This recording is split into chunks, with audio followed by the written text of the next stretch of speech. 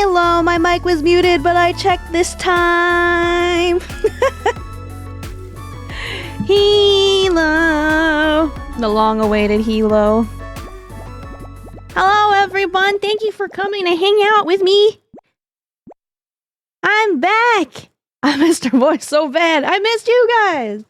We got a lot to talk about. But while we talk, why don't we play the funny melon game? I just bought the funny melon game. Oh my god, I have to restart. Oh my goodness. I like how I bought this. I went into the app store and then I bought the heckin' game. And then as soon as I launch it, it's like, actually, could you restart, please? I thought I was so ready. Thank you for the dote. I care you too. Also, thank you, at 1010 and stuff. And I don't know why it's not showing Soot, but Soot also resubscribed today. I don't know what happened to my activity feed. But thank you, everybody, for resubscribing. Welcome back to the Star Hoppers! And thank you for the daily care. You guys are awesome. I missed you guys. I had such a long week.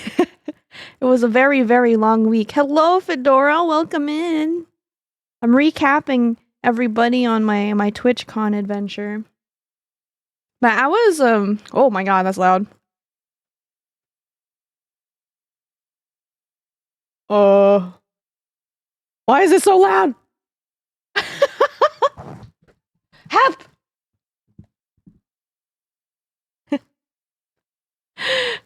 You hear nothing? Okay, wait there. There you go. Oh. Oops, it's... There you go. Oops.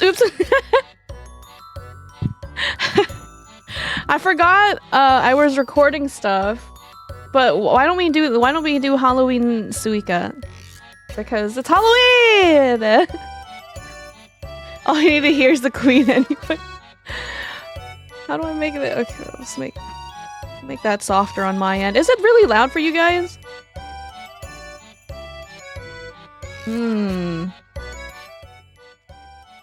How about that? Nah? Okay. I turn it down. That's so loud! It's perfect now? Okay. Yay. Sorry. I'm going hyperspeed. Do you want me to turn it back up? I can turn it back up. Is that fine?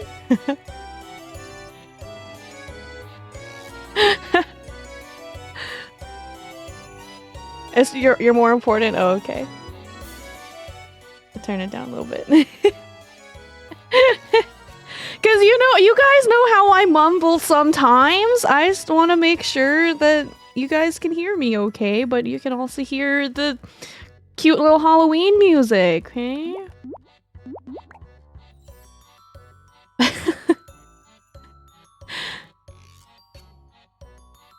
Does it again without waiting. Yeah, listen, I'm impatient. Is this a scary game? Yeah. It's the scariest game that you'll find this Halloween. Don't look at any other games. Your voice was the Halloween music all along. Oh no.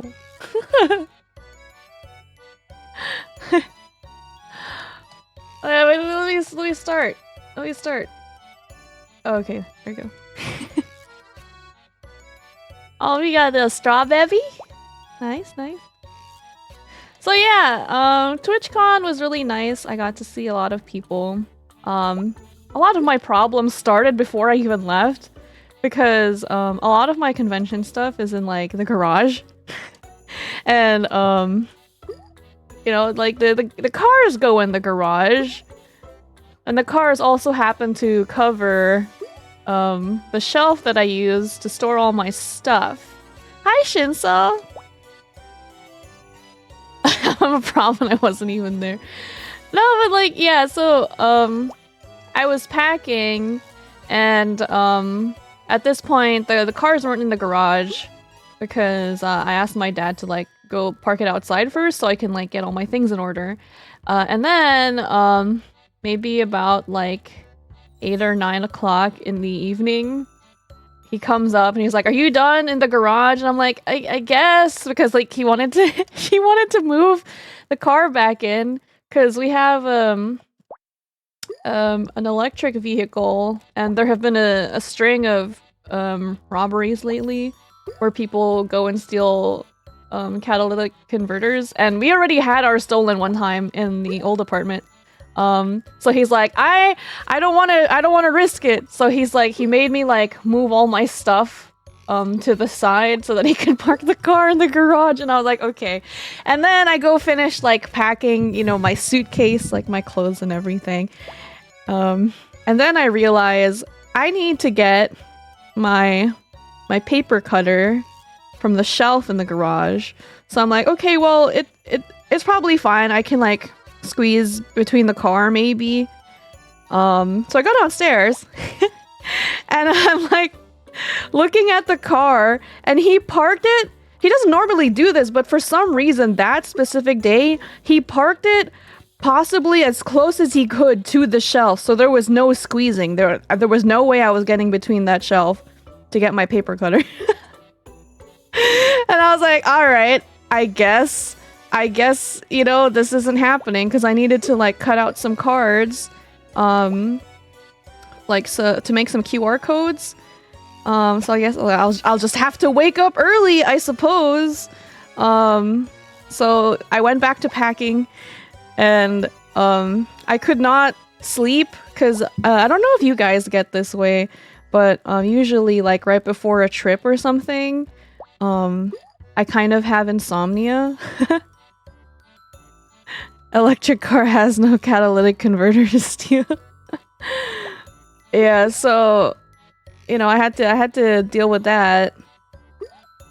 I got the insomnia, and then I like really what you would call I get very hyper fixated on stuff when I can't sleep. It gets kind of bad. Anxious? Not really anxious. It's like I need to like do a project, kind of, you know what I mean? Like I need to like work on something, or I need to like, anyway, like basically that evening I went to go like hyperfixate on something, and then suddenly it was like 2 in the morning, and I was like, all right, maybe I should try to sleep. So I went to go try to sleep, and I woke up reasonably early. Touch! No, touch! Touch! Oh man, we're like a millimeter away from touching that orange. So yeah, I was able to like wake up on time, but I was like really groggy and annoyed because I had to go, you know, get my paper cutter stuff done and like pack some more things. Oh man, I like hecked this up. I can't get to the one on the bottom now. But like I think my dad felt a little bad because, oh frick, when I woke up that morning, he already got my paper cutter out for me. So thanks, Dad. So I was able to cut out the stuff and pack everything, and I don't think I forgot anything important, really. No. Ooh! Ooh! Ooh, this is so satisfying. So we left without too much worries. And then when we got to Vegas, like we got to Vegas. What did we do? We had to go check in at the hotel, and I think Mari's flight got delayed. So we were gonna have to like go find her later, which actually kind of worked out because Iro's flight arrived like perfectly on time, I think. And then we had to like figure out the car situation since like we were picking Iro up. We needed space in the car for all of Iro's things, and like her things couldn't fit with all of my things too, so we had to, like, we went to the hotel. We were staying at the Luxor. By the way, never stay at the Luxor. If you're in Vegas, there's literally anywhere else is better. Don't stay at the Luxor.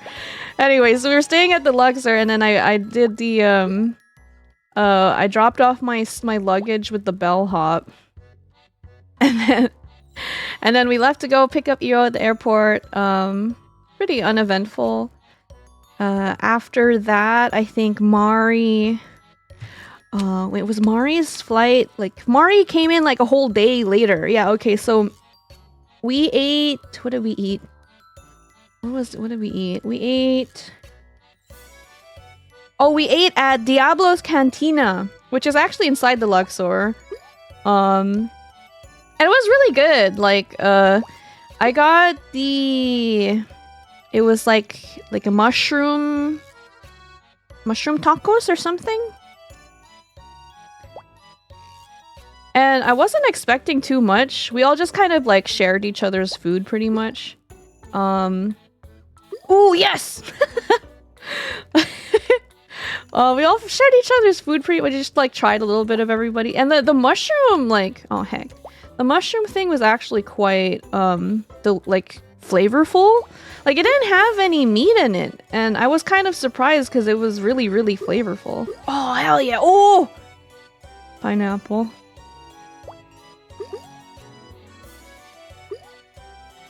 Oh, and we also I think Yua ordered the steak fajitas, and that was really yummy too. Seen this game all over my For You page, very relaxing, right? Like it's so cathartic. Oops.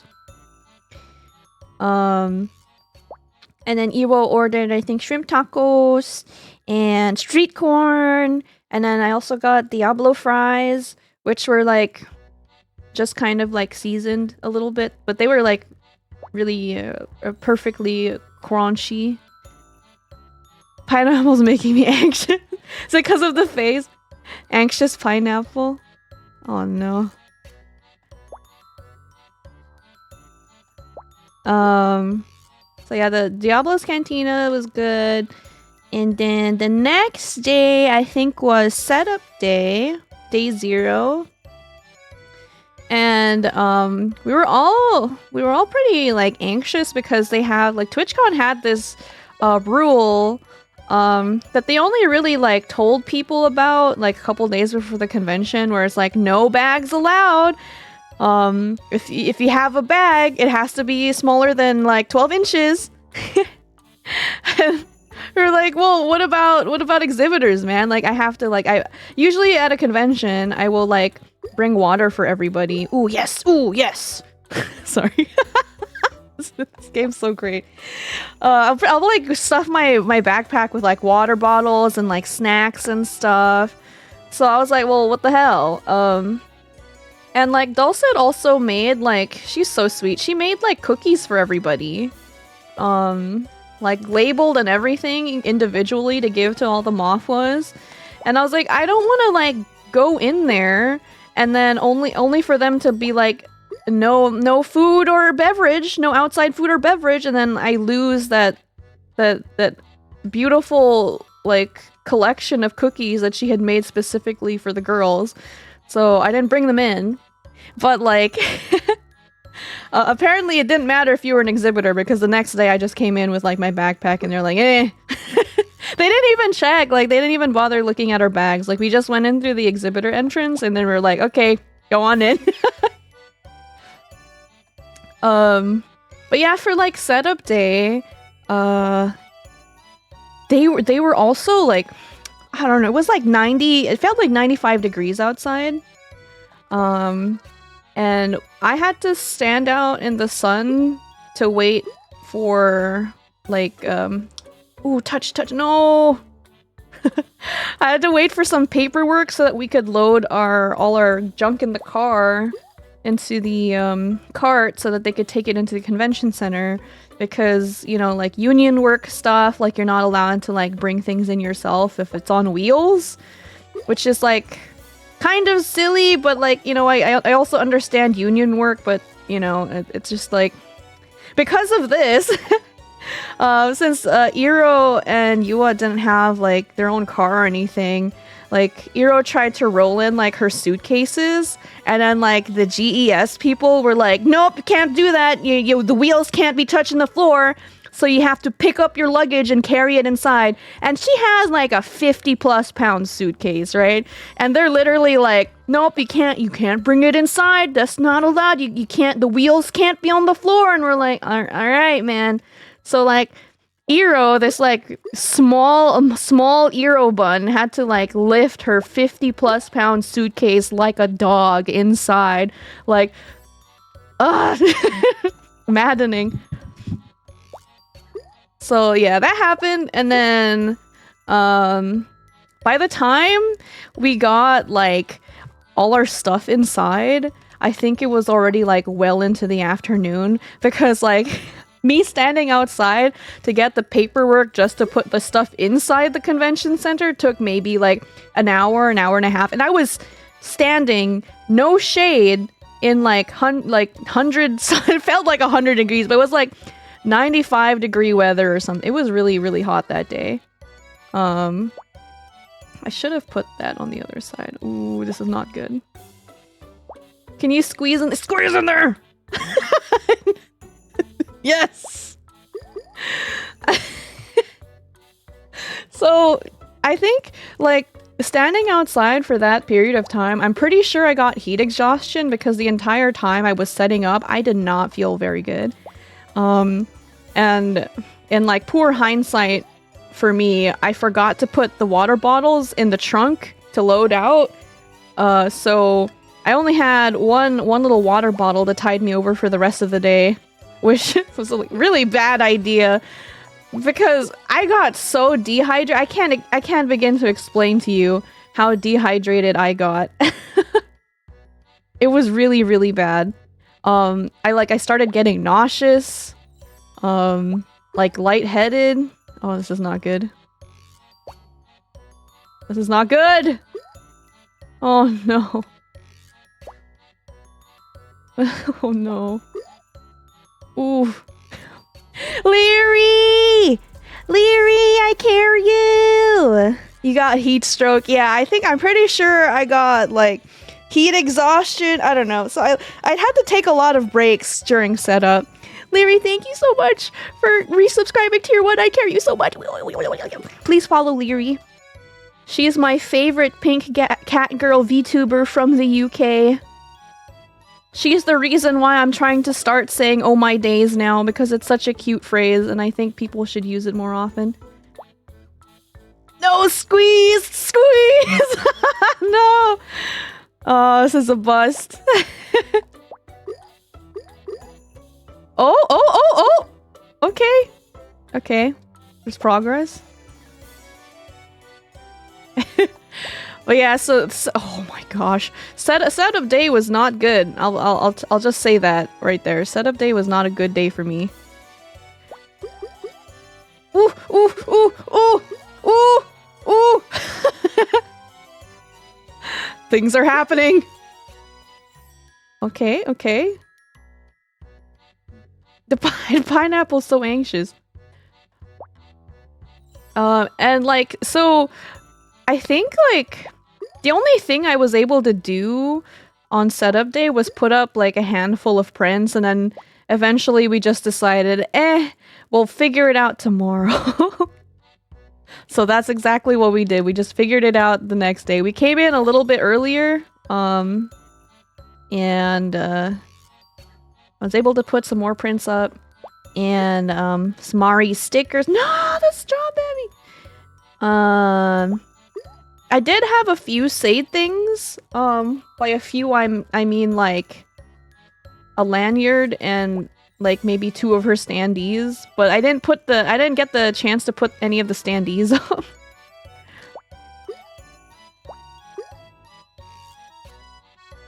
Yeah, thank you. It was really stressful at first. Like whenever I go to conventions, I'm typically quite high-strung already.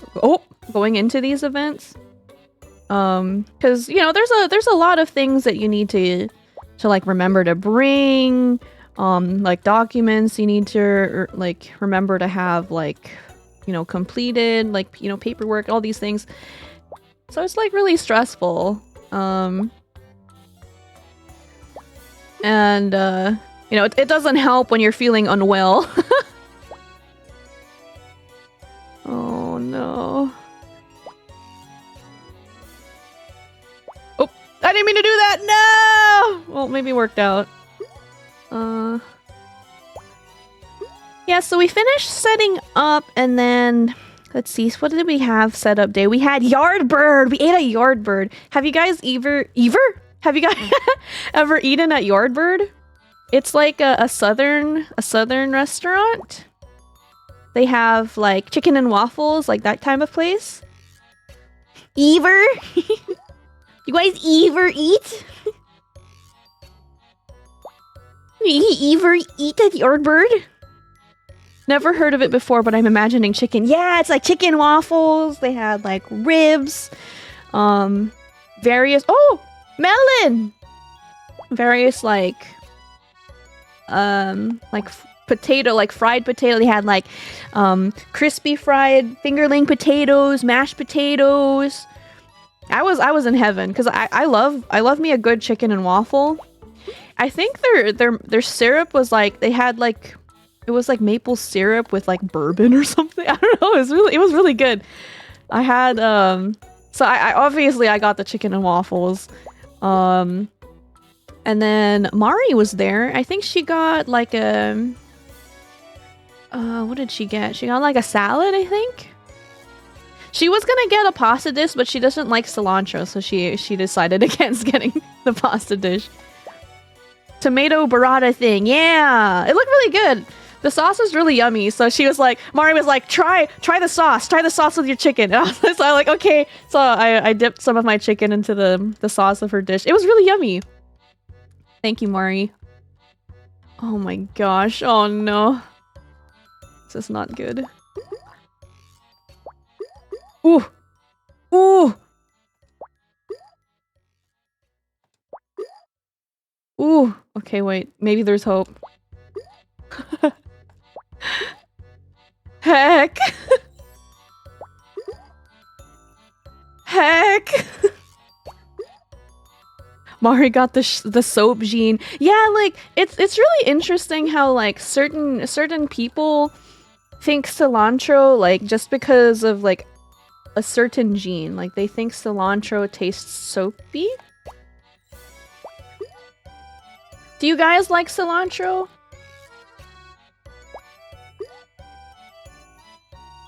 I actually kind of like cilantro. So I like whenever there's like heavily cilantro and like Mexican food or something, I'm like having a good time. well. Wee woo wee woo. Hi, Stunman. Ooh, ooh. Oh no. Oh no. No. No, squeeze! Squeeze! No! Oh no. Oh no, it's Jover. We're so Jover. We're so Jover. No! Oh. Wait, we can still keep going. Wait. No! It's so Jover. Saw my blender looks before I make a smoothie. Oh no. You gotta be wary of the max fill line, man. That's serious business. It's so Jover, doofus. But yeah, I had a great time at Yardbird. It was so good. It was so heckin' good. Like I really like chicken and waffles, but like the last time, where are you going? The last time I had chicken and waffles, it was at like this kind of like we ate there for Father's Day, and it was kind of like an American an Americanish establishment, but they had like a bunch of other foods too, so it was kind of like a fusion-esque thing. Anyway, we ate there, and like I ordered the chicken and waffles, and it was the saddest chicken and waffles I had ever eaten. I don't even remember the name of the restaurant, so I can't tell you not to go there. But it was so sad. Like, the chicken was, like, barely breaded. It was like, you know when you get chicken and waffles, it's like a super, like, it's like a deep fried, like, you know, breaded chicken, and like the seasoning, like the breading is like super seasoned and really crispy.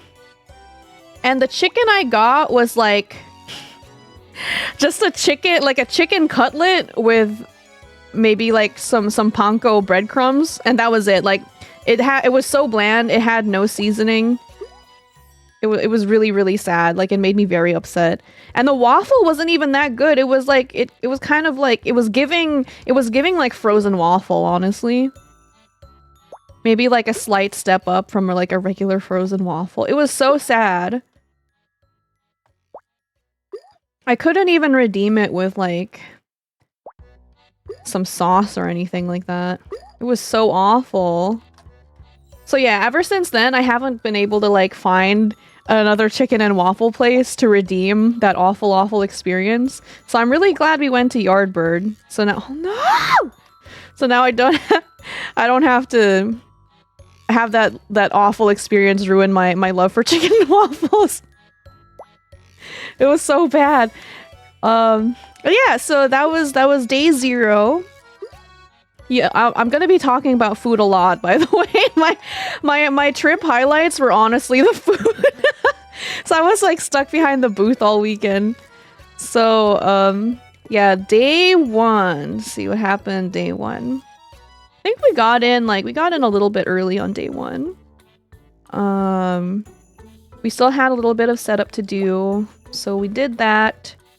Sales were okay. Ugu actually sold out of her VTuber prints, because she made prints of like Hazumi, Eileen, Cinder, Shy Lily, and Captain Hannah, I think is her name. And she sold out of like Shy Lily and like Cinder day 1. It was kind of crazy. A lot of people were coming by and were like, yeah, they have a meet and greet and I want to get them to sign like this poster of themselves. So we're like, okay, cool. So she sold out. That was awesome. What else happened day 1? Nothing too eventful. I did get to say hello to some people. Oh yeah, during setup, Choco Jax, one of my VTuber friends, was setting up too, and they happened to be like just like one booth over from us. Everyone's playing Suika. Yeah, it's a good game. And I got to hang out with Choco Jax a little bit. Well, we just got like not really hang out, but we got to talk a little bit. And she's so sweet. I love her so much. So yeah, check out Choco Jax. She does some art from time to time, but also a big Legend of Zelda gamer. So if you like Legend of Zelda games, you should check her out. You want to play the variants, like the VTuber ones? Oh yeah, I saw like this guy on Twitter came out with a like a Suika clone, but you can replace the stuff with your own things. And I thought that was really cool. I should have saved it probably, but ooh, fall in! Yes! But I'm sure if I like try to find it on Twitter, I can find it again. Yeah, and we can make a mofuwa Suika clone. Wouldn't that be fun?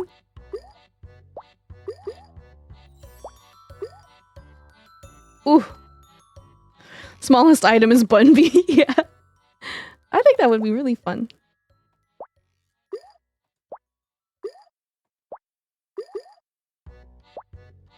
Ooh. There's the pineapple. And let's see, when else did we do day 1? I just like, it's kind of a blur. Like most of my day is kind of a blur because I'm just selling stuff. I'm just selling stuff all day. Well, let's see, when did we do day 1? Was day 1 when we went to... No, was day 1 when we went to Yardbird? No, day 1. Day 1 was meat, right? Meat day? Day 1 was Texas. Yeah, we went to Texas de Brazil. And it's like an all-you-can-eat, like... meat? meat place? I don't want to say steak, because they had, like, all sorts of meat. They had, like, lamb, pork, chicken, you know, like... and it was, like, you get seated. It's a Brazilian steakhouse, yeah. Did you get a steak, though? Yeah, I did. I got several. There were... I don't remember them all, but there was, like, you know, flank. I got, like, a filet mignon at one point.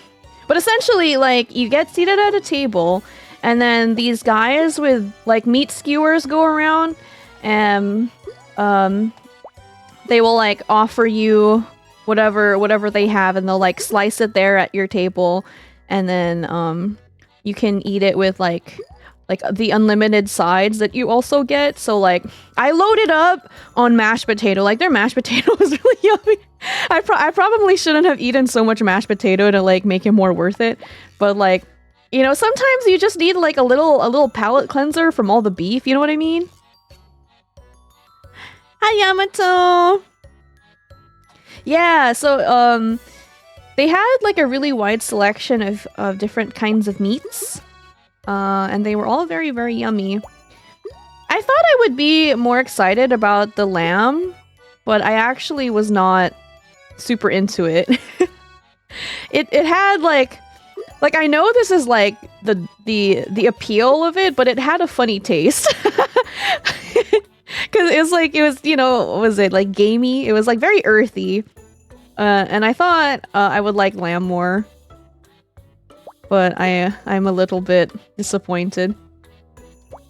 Maybe it's just something, like, I need to try it again with, like, different expectations. I'm not sure. Just stick to beef, yeah. Wasn't great, but it wasn't bad, yeah. Oh no, I hope everything turns out okay, Yamato. Get well soon. You are a lamb enjoyer? Do you typically have it with, like, sauces, maybe? Maybe I should try it with, like, a sauce. Because, like, we didn't have, like, any sauces or anything like that, so I'm not sure if that, like, would have helped the lamb situation. The situation? Lamb sauce good.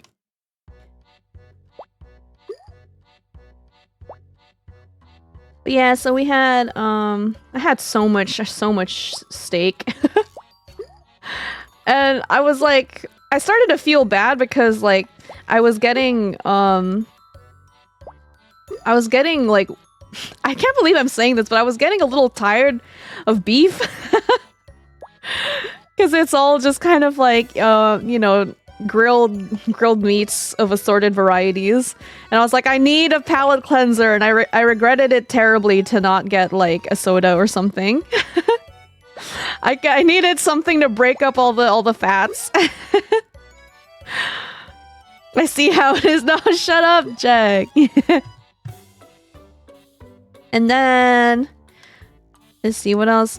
Some of us got drinks. I didn't drink because I'm not very good with alcohol. I tend to be like a very light drinker. Also because I'm quite allergic, actually. The winks. Yeah, I did try a little bit of Mari's drink and it tasted really yummy. Oh, melon! Yes. Ooh, okay, things are rolling. Oh wait, get in there.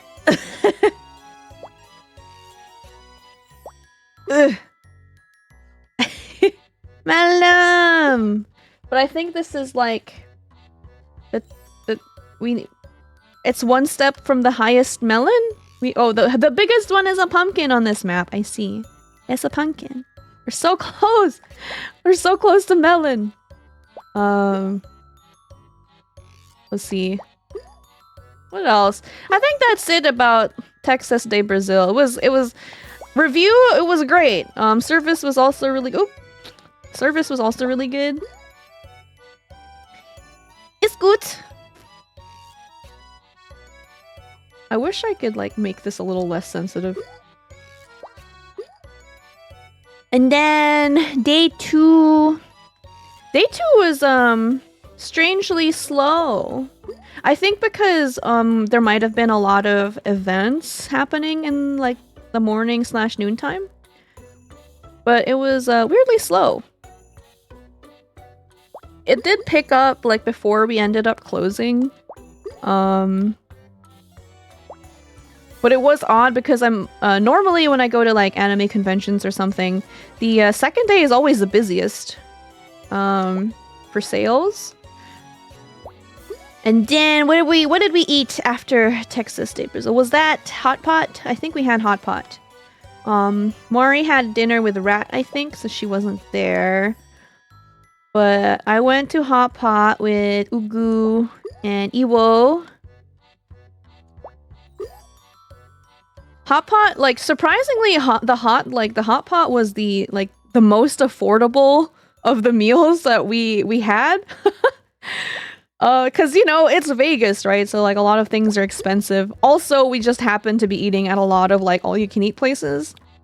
It was like, we ate at Nabe, which is like a hot pot, but it was like combination like all-you-can-eat hot pot and all-you-can-eat sushi. Like I've never been to a place like that before.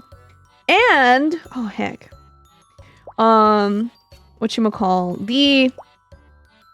the price of it was only about $30, which is surprising to me because I've been to like all-you-can-eat hot pot places where it's like at least like $40-45 for just like all-you-can-eat hot pot. So I was pleasantly surprised, you know? And it was really good too. Like you would think that like if they offer like all-you-can-eat sushi, they would kind of whatchamacall, like load up the sushi with a bunch of rice so you get full. But the sushi was very reasonably like proportion, like fish to rice ratio. Ooh. So I was actually really surprised. And the sushi was really yummy. It didn't seem like an afterthought. Cause I think normally Nabe is just like hot pot. But the sushi actually felt like really like it was a part of the whole experience, which I really appreciated. All you can eat Japanese cuisine. Yeah, I suppose so. And what else did we do? I was like really tired, so I didn't really want to go out and do stuff. So like a lot of the things that I really enjoyed were like eating out. Just enjoying the food trip. Sure, like, you know, that's like I would go every day. I would wake up and then go to Twitchcon to make some money so that I could spend my money on food. So I'll be honest, like Twitchcon was not a lucrative con. It was not a lucrative con for me. It was like I mainly went for like you know, networking and getting to see friends, and I accomplished that incredibly well. Nothing wrong with old food vacationing, yeah. Huge stonks. Oh no. But yeah, no! No, we're getting a little better.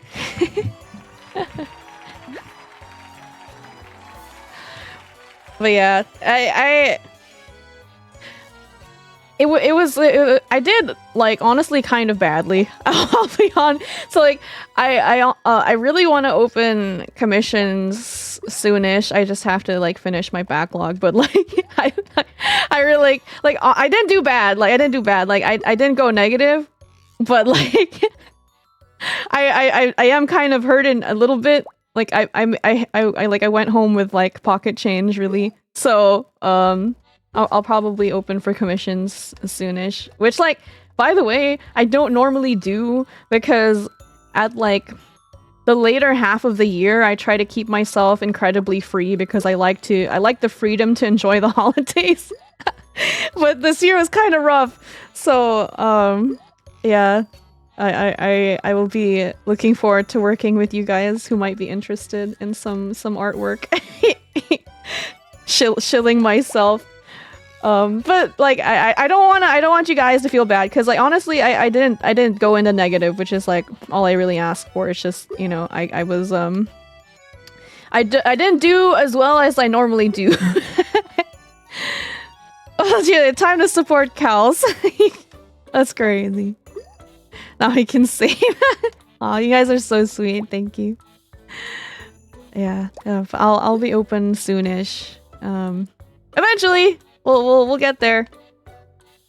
But yeah, I honestly like I did not expect too much going into Twitchcon, so I'm like honestly truly really happy that I just like was able to break even and didn't go negative. So I hear Kalce. Yeah, he sure did. Welcome back to the Starhoppers. Thank you so much for spending your prime with me. You only got one of those bad boys, and you spend it on me. Thank you. Oh, man. Oingo Boingo hanked me up. Oop, okay, never mind. Oingo Boingo? But yeah. Second day was fine. Day 3... was also the teardown day. Oh man.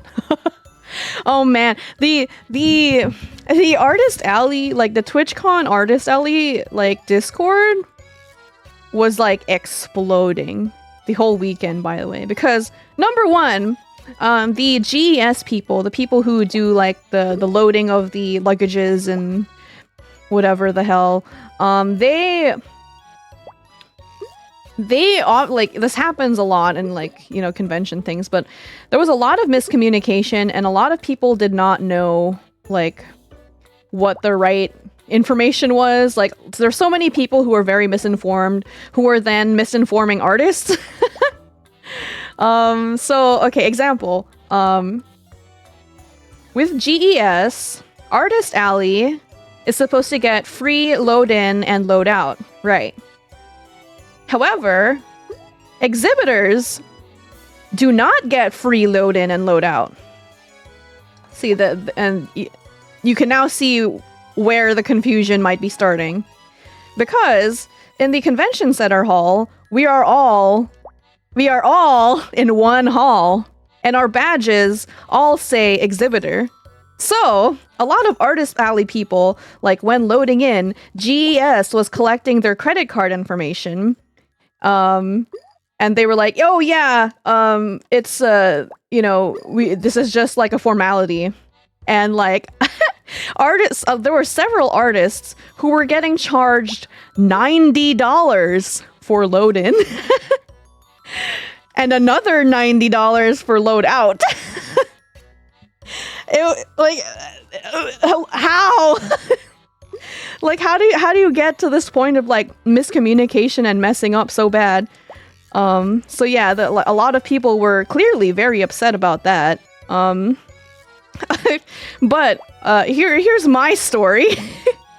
So remember how I told you guys I was standing outside for like an hour and a half under the blistering sun around like, this was like noontime. So it was like one of the hottest parts of the day. Remember that? Well, while I was in line, maybe like two people in front of me. I forgot to tell you we're charging $180. Yeah. So like while I was waiting in line, like two people ahead of me, was when like the person in charge of collecting all the information went on break. And so when I rolled up, they were like, yeah, the guy collecting all the credit card information went on break, so we're just gonna give you this paperwork, and if you could go to this booth somewhere later and like, you know, give your information then, it'd be much appreciated. And I was like, okay, and I just did not go to that secondary location. So they didn't have my card on file. Which they weren't supposed to have anyway. So yeah, but that was a whole fiasco. It was just kind of funny because, you know, I just happened to be so fortunate in that they were not able to acquire my information that I avoided that whole debacle in the first place. Obviously, after the Artist Alley lead got wind of this information, he was like, no, that's incorrect. You should not be getting charged. That's only for exhibitors. I will be rectifying the situation immediately. So, thanks, Dill! So everybody should be getting refunds, but that was like crazy. Like, Artist Alley was going nuts. The TwitchCon Artist Alley Discord was going nuts because everybody was getting like conflicting information and getting hella money taken out of their cards. So you know, you guys get like the first-hand experience of what it's like to do Artist Alley. So they were trying to scam. I don't think it was like intentional. Like, I think like it seemed that there were a lot of people working at GAS like as a part-timer, so they didn't know like a lot of the intricacies of, you know, the working there, you know. Because the Artist Alley GES guy who was like actually physically walking around the Artist Alley and checking up on people, his name was Jonathan Kelly. He was a really nice dude. And like the only misinformation we got from him was because he was also misinformed. So yeah, he was really trying his best. Important roles, and they put part-timers. Like, yeah, I don't know, man. Like, it was crazy. Like, it was a whole circus. Las Vegas. Yeah, I was reading up the chat, the Artist Alley chat the other day, and one of the artists was like, ooh, touch. Yes. One of the artists was saying, like, when she was trying to load out, I think she was waiting like two hours for like a card guy to roll up to pick up her stuff. And when she found the guy, he was like, yeah, I don't normally work here. Typically I like push, you know, like hospital beds in a hospital. And she had to like guide that dude to her booth to get her stuff. Oh my god, Leishan, hello! How are you? I'm getting everyone caught up about TwitchCon stuff. I hope you're doing well. We're mostly talking about Artist Alley fiasco right now. Was it at least profitable? For me? I mean, I made a profit, but it wasn't very much, you know what I mean? Like, technically I made a profit, but it was not a big profit. But, you know, a profit's a profit, right? I'm not gonna complain. Yeah, I was just saying, like, a little bit earlier, like TwitchCon, I don't expect to be a lucrative convention for me, because generally people come for, like, networking. Which is, generally what you'd expect from a convention like that. Ooh. Sensory positive financial vibe. No, it's okay. I didn't go negative. I still made a profit, but it wasn't, very large as all. It was not kind of what I expected. I stopped by your booth, but I think you were out at the time. I hope you have fun though. Oh no, Barrett, thank you for stopping by. I might have been at the bathroom. Honestly, like, I did not leave the booth very much. And if you missed me, I was probably like the 5 minutes I ran to the bathroom.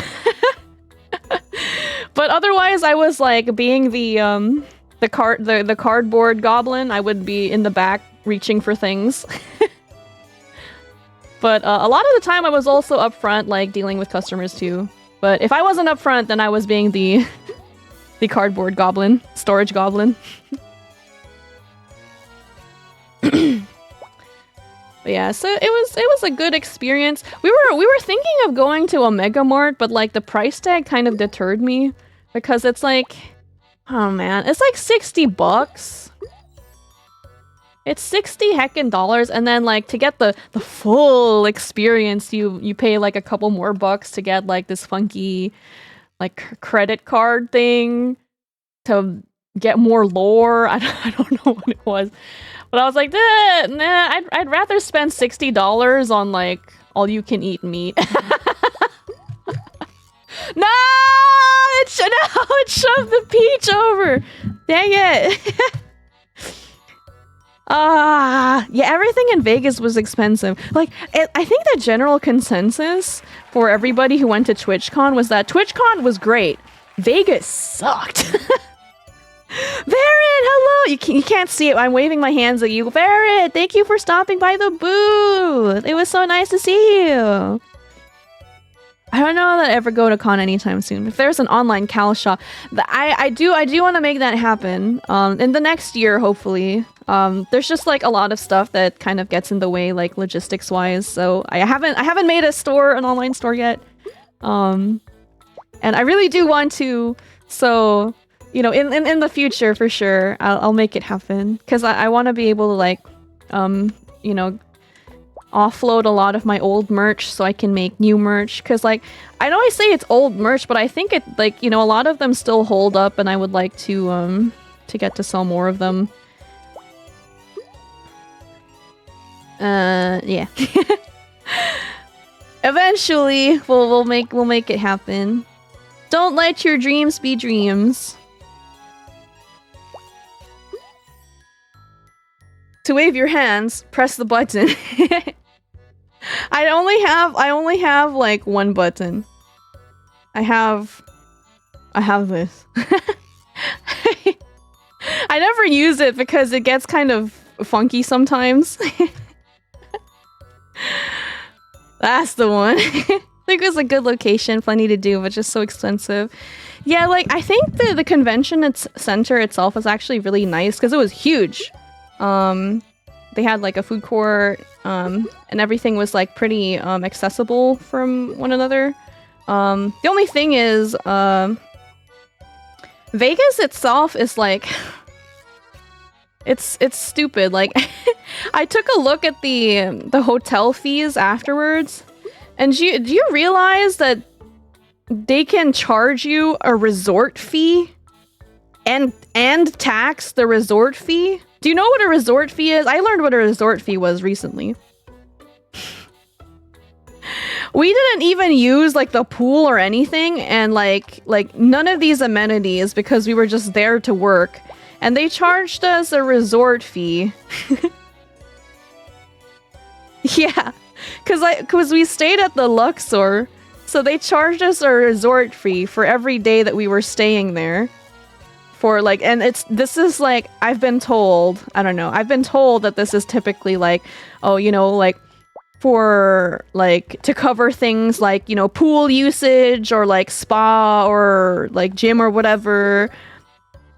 Yeah, so, you know, I didn't know any of this. So that's like at least $100 for access to the, that's so stupid. You'd think you'd be like, you would pay like hundreds of dollars every night to stay at a hotel that includes all these amenities, but no, you pay over like several $100s to stay in a room that's roach infested. Which, by the way, if you have not been like keeping up with my Twitter, we found a grand total of two roaches in our bathroom. So, yeah, don't stay at the Luxor if you're ever in Vegas. And they wanted me to pay a resort tax. You're crazy, bro. One roach is too many, but we found another one like right before we left. And like, you know, you would think staying at a quote-unquote luxury, you know, resort hotel that you pay resort taxes and fees on, that the rooms would actually be nice and, you know, bug-free.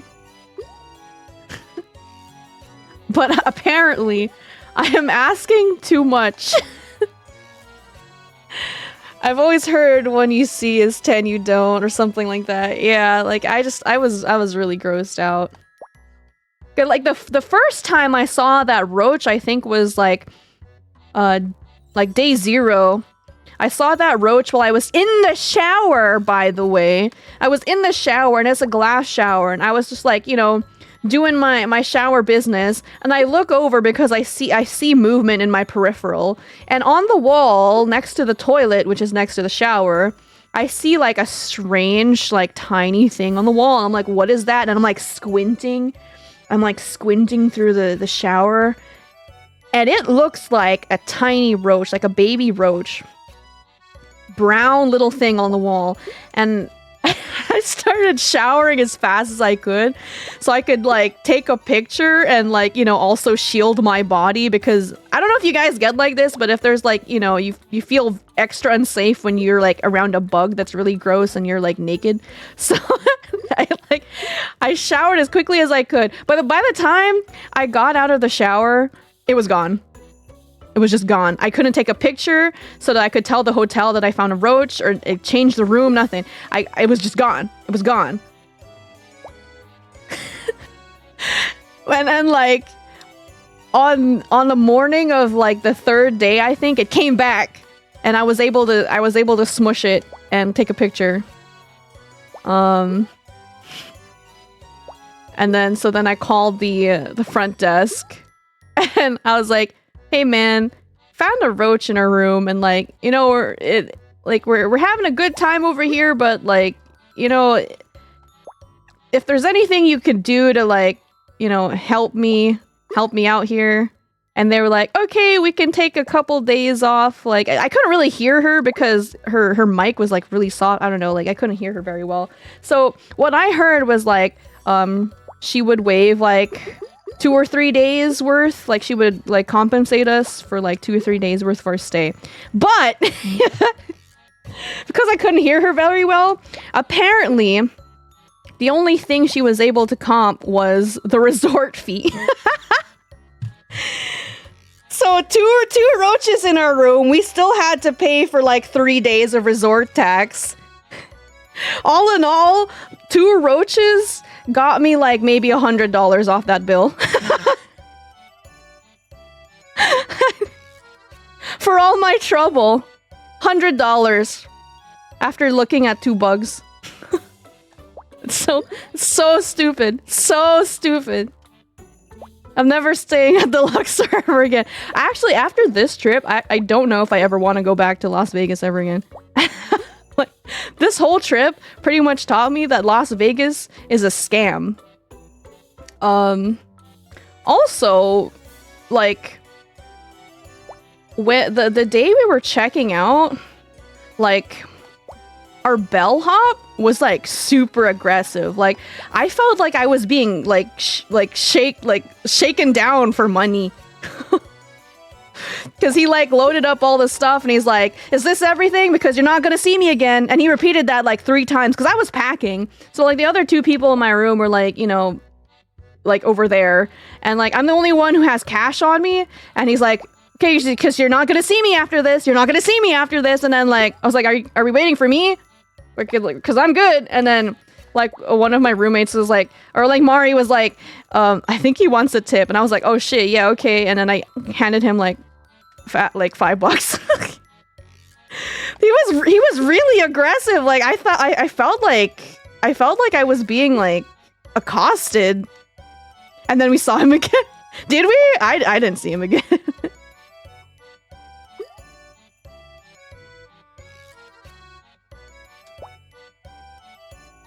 At the elevator? Oh, right. All right, we did. Yeah, because we met up with him at the elevator. I'm always willing to tip, but not really carry cash on me, and I feel bad. Yeah, like, the only reason why I had cash on me in the first place is because I was working at that convention. So I'm like, I don't know. It's like I'm very happy to like tip people, but like, it had just like slipped my mind, and he was being really aggressive about it. And like, it was like to that point where like, well, now I'm not sure if I want to tip you, actually. You're being very rude. Tipping in Vegas felt like robbery. Exactly, right? It feels like a scam. And like a lot of these like hotel places, they don't have like dedicated areas for you to like load out yourself. So it's like all like they make it so that you almost like are forced to use the bellhop,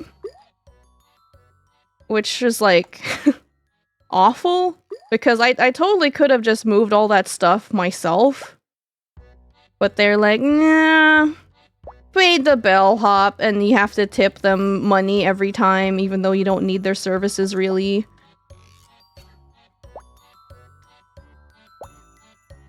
Oh, heck.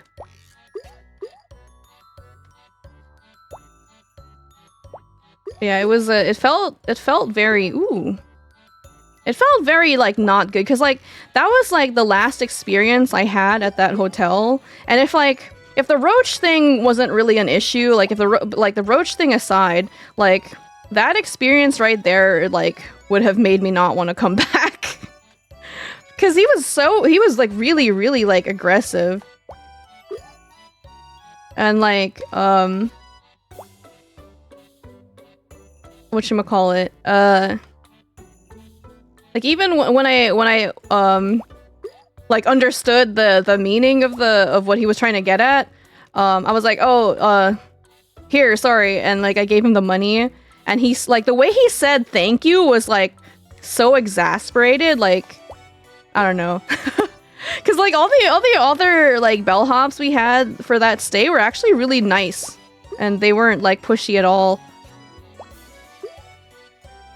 So, like, I don't know, it just like leaves a bad taste in your mouth, you know? Because, like, I get that, like, you know, you kind of have to rely on tips for that job, and it's not like an easy job. But, like, the least you could do is, like, you know, not accost people, maybe. It felt very much like extortion, yeah.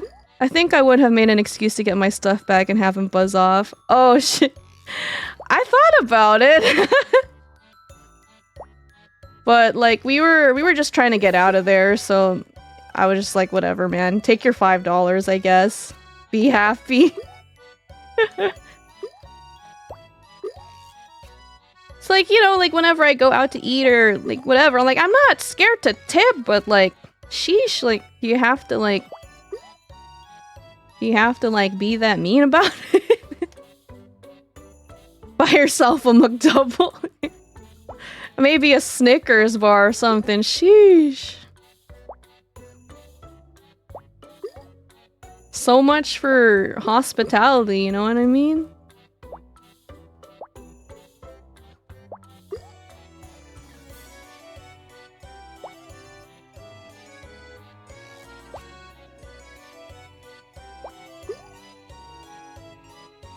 Oh, this is not good. Oh! Okay. This is America. It's coming to force tips. It's not the customer's fault their employer don't want to pay them properly. Yeah, like, I would rather they just make enough money to, like, be able to live, you know what I mean? But the whole tipping culture in America is a whole other thing. Did you know that, like, if you go travel to, like, other places, like, I'm not sure if this is a thing in Europe, but, like, definitely in Japan, like, they will refuse tips. Like, you are not allowed to tip people. Because it's kind of like... No! It's kind of like saying that their bosses are bad and they don't pay them enough. Which is true. There's some JP restaurants here that don't accept tip. Oh shit, yeah, like, it's like a respect thing, right? So, like, I don't know, man. America suck! I think we could do so much better. We got asked for a tip on a self-checkout machine. What? What? No, you're joking. What?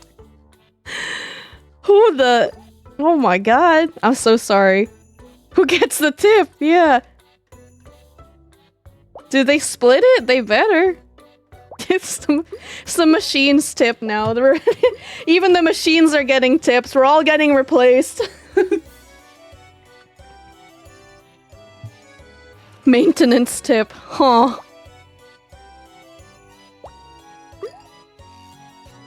Interesting. That's a new one. I'll be honest. I don't think I've seen a maintenance tip before.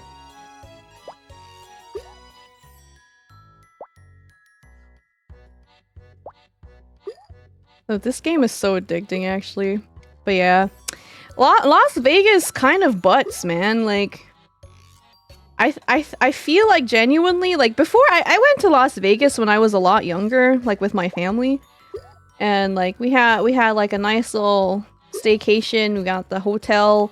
We got to see some shows. I think I saw Cirque du Soleil with my mom and sister.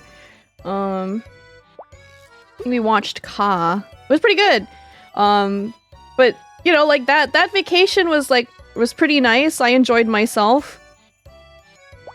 But like coming back to Vegas now and like, you know, spending my own hard-earned money there, I don't think it's worth it.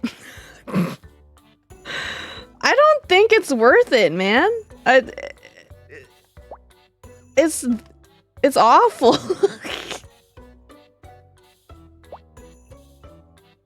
I never want to go back to Vegas. There are things I want to attend that happen in Vegas, though. Yeah. Vegas is not a great place to just chill with friends. Everywhere is that all about gambling and drinking. Yeah, yeah. Like, I just want to chill. Like, I'm not a big, like, party person, you know? I don't enjoy going to bars because it's just, like, loud. You can't talk with anybody. And before, okay, grandma. If I were to go to FanFest, I'd go to London. That seems to be the go-to because the general feeling I'm getting is that like US FanFest kind of suck. Like there's nothing good to do really. And I think that's such a shame because I feel like there could be a lot to do, but they just like don't want to invest in it. I don't know. Kalce coming to EU? I would love to go to Europe. I've never been. Both my sisters have gotten to go to Europe, and I didn't get to go because when they went, I was still in school, and my dad was like, he didn't want me to miss school, so I stayed at home. London ain't EU. Is it not? It's like its own thing. I see. Sorry, I'm not very wizened into the European culture. Biscuit, thank you so much for resubscribing. Welcome back to the Star Hoppers. How are you? We're talking about how awful Las Vegas is. I was correcting myself, not you. No, you're good. But like, is it not considered part of the Europe? Oop, oop, oop. Pineapple! I want to get the watermelon, please, please.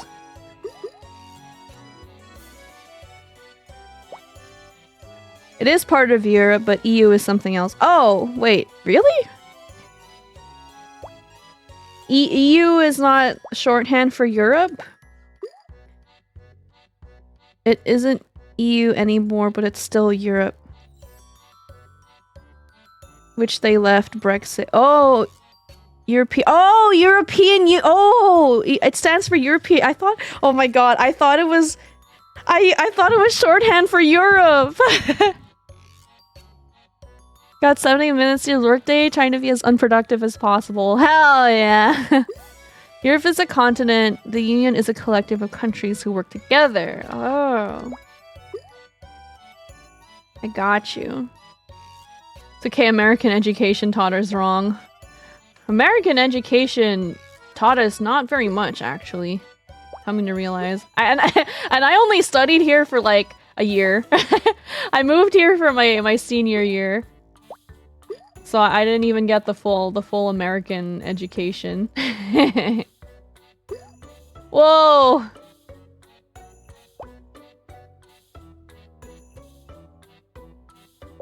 had to teach my cousin how a bank and taxes work. Honestly, I feel like that should be more like required teaching in most schools, to be perfectly honest.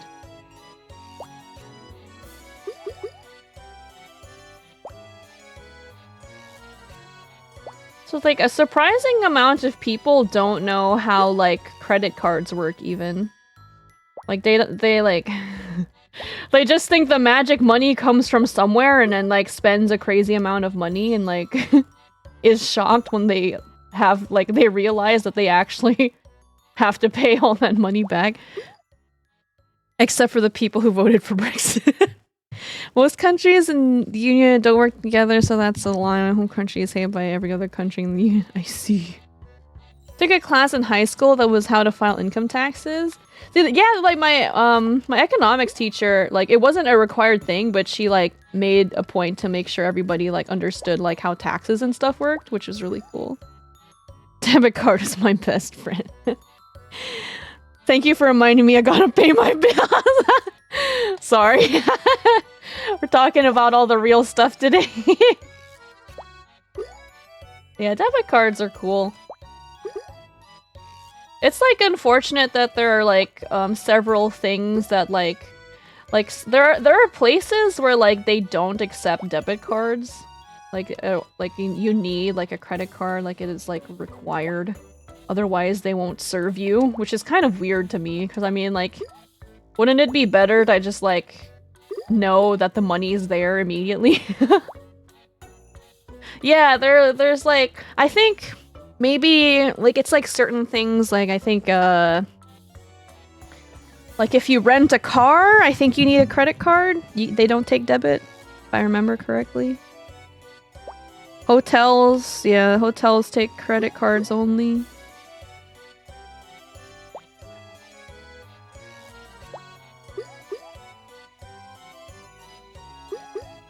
It's just like it's very shocking to me, like just like how little a lot of like young adults in America don't realize like how debit and credit cards work, and like credit card debt, like all these things. Cause like like growing up, my mom was like very very particular about making sure all the kids understood that the magic credit card money has to come from somewhere and you shouldn't spend money that you don't have. So it's a very like a culture shock moment for me, I think, because that kind of education was just kind of a given in our household. Very interesting. Never want a credit card. The thought of spending money I don't have is too scary. Yeah, like the temptation is too real, you know?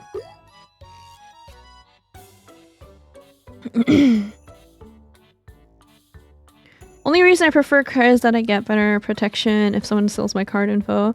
Yeah, isn't that kind of weird how, like, I don't know, that you get more protection using a credit card? Like, wouldn't it be safer to have more protections for a debit card because the money's, like, right there? It's scary to, like, get your debit card stolen because then you're just kind of boned. I think having a credit card is worthwhile to build credit as long as you understand how much you're making, how much to safely spend. Yeah, like, I rarely use my credit card, but I have it for emergencies, just like, in case I can't pay for something in cash or whatever the hell. Because it's like, especially like if you go on trips or something, like you never know like what kind of emergency expense might come up. Like, oh, like what if you get like car troubles or something and you need to like, get replacement parts of a thing, like anything can happen. Like, I think it's good to be like, have that option to be prepared, I'm no financial advisor. The reason I had to get a credit card was to be able to buy things from US web stores like in 14 subscription. It's really annoying. Now I have one in case I go to America again. Yeah, that's good. It's good to be prepared. It's always good to be prepared. Oh no. Oh no. Ooh.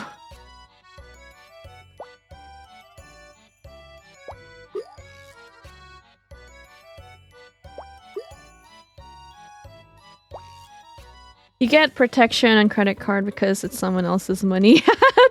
Wait, yeah, you make a good point. The bank only cares about the money that comes from them. Yes, that makes complete sense, actually. When you put it that way.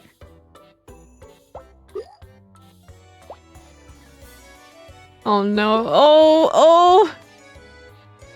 It might be Jover, guys. It might be Jover. No. No.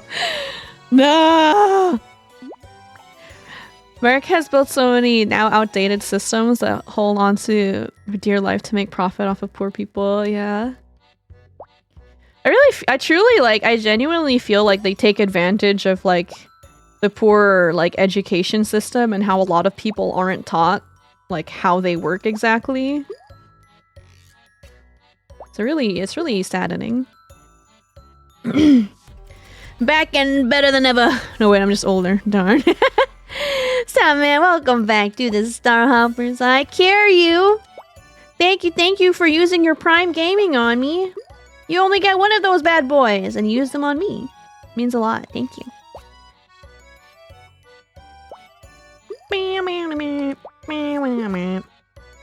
Oh no, my straw baby. Let me get at it. Oh. Oh no. Ooh. Okay, this is good. Still only makes half sense. Won't the bank still want to protect your debit money because you bank with them and should care that you continue to? I don't know. I guess because like, you know, if you don't want to, you know, if you don't want to like bank with them, they'll be like, okay, go bank with somebody else then. Bye. There's a lot of banks that people can go through. Oops.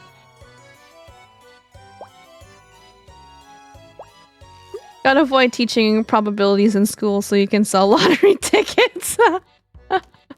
Oh no! Not the lottery tickets.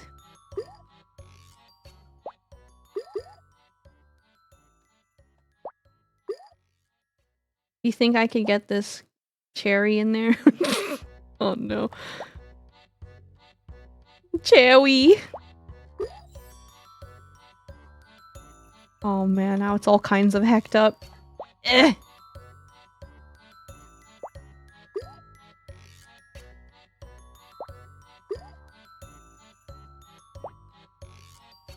And the system is— ooh, touch. Yes! The system is rigged against the people. It's time for a revolt.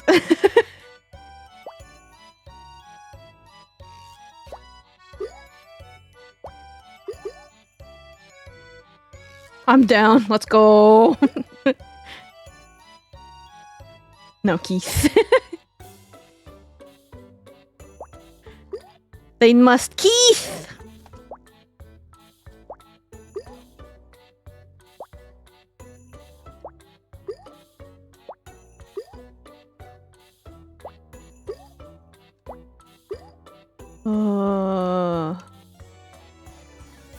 Strawberry? Shall we? Orang?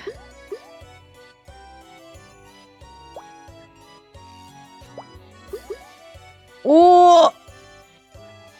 No! It slipped between the cracks! Dang it! I was trying to stack it. It's so Jover.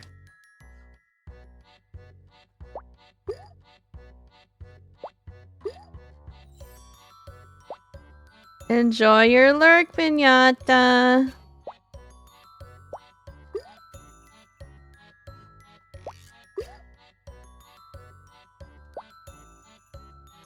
Heck. Heck! Oh! Okay.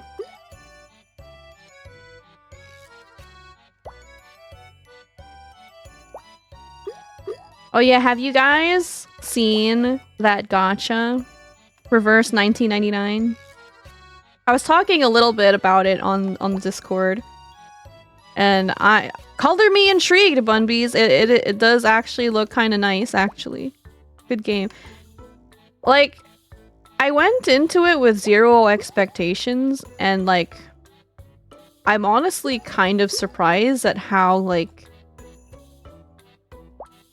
well done everything is. Who put Crony in the game? I'm scared, but it looks fun. Yeah, like I tried a little bit of it, and the gameplay seems pretty fun. And like the characters are interesting because like you can have like all manner of like things in the gacha. Like you can get like there's like a little rocking horse. There's like a shard of glass. Which like might be a detriment to some people. Like I don't know, some people just like want only waifu games or whatever. Which is, you know, like, it's valid. But, I just like the diversity is pretty good. And, like, a big thing for me that I look for in gacha games is, like, style consistency. And the art is really consistent in that one. Looks great, but I don't want another gacha to eat my time more. Yeah, it's so valid, yeah. Grand Blue player, for Pete's sake. Oh no! I quit. I quit Grand Blue. They released Kaguya and I was like, finally, and then I rolled for her and then I quit. I got my moon bunny wife and then I was done.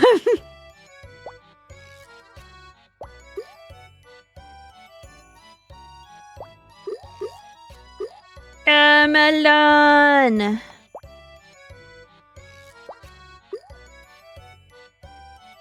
I think their weapon card or some sort is called Psy Tubes.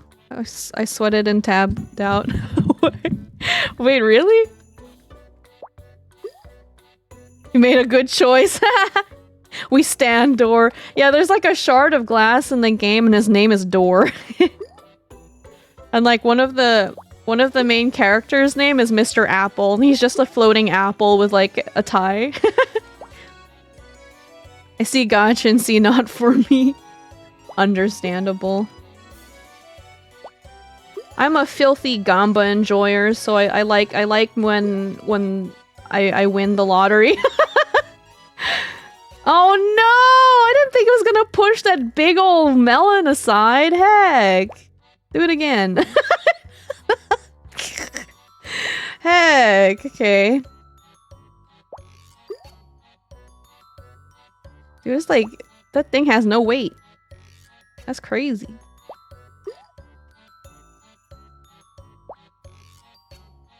Yeah, gacha games are not good for the wallet. Like, even like me, like, I consider myself a free-to-play player, but, if I'm playing the game actively, I will buy, like, a monthly card. So I'm not exactly a free-to-play player. But, like, for a lot of games, you can be.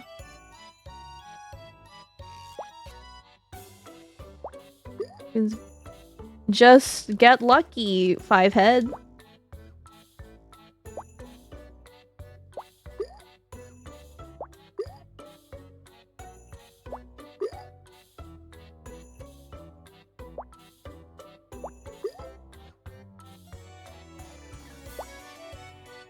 How did that cherry shove the pear so quick like that, but the larger grapes just bumped it? I don't know! I got very confused with the physics just then. Ugh! Ugh! Oh! Things are moving. Okay. Alright. Safe.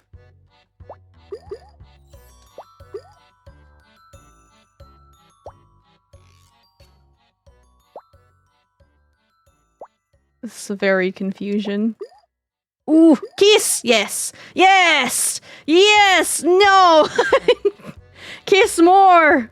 Now kiss.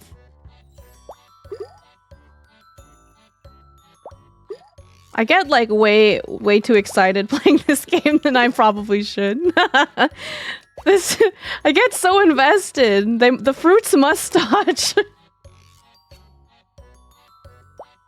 But I'm thinking like, since we more or less finished the TwitchCon recap. After this, we can do some Star Rail Gamba because my wife Topaz is out. So we can try to get Topaz. I think I have enough to guarantee, but I don't know if I want to do her. I don't know if I want to do her light cone too. Probably not. Someone said it was a calm, cozy game. I've come to realize recently that a lot of the times what like my friend like what is normally considered like a comfy game, I will make it as stressful as possible. Cause like I'll play a game like I don't know, like Dwarf Romantic. And the entire time I'm stressing out about like my tile efficiency. No! Damn it.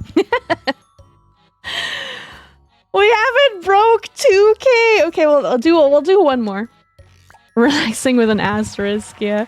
We'll do one more. Take my luck. Thank you. I need you all. I need every single one of you to bless my Star Rail pulls in a second here. I desperately need the luck. Because I have no guarantee. And, I do have enough pulls to guarantee, but I really, really don't want to spend all of them. Just one more. I've heard that 8 times. No. One more. Actual, factual, one more. Would I ever lie to you? Have I ever lied to you guys? Not at all. Not even one time. No luck for you. What the hell? That's so mean, Soot. That's like the worst thing you could say to me today. Boop. I can't believe you've done this. Can't believe you've done this.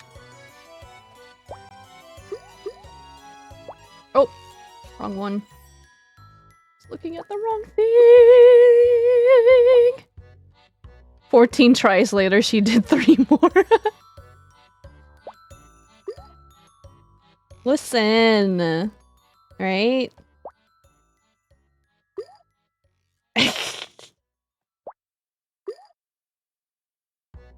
I have so much self-control, okay?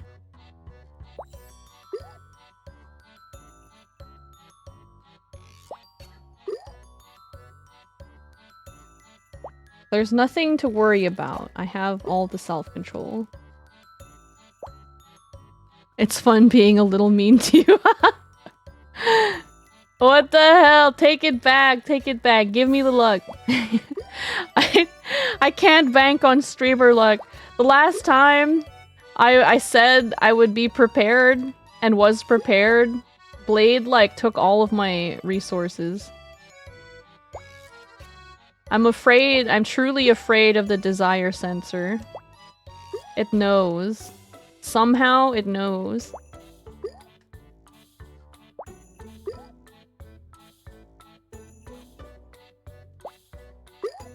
Oh my god, wait, Renee, are you still here? Have you seen any videos regarding like Topaz's light cone? Whew.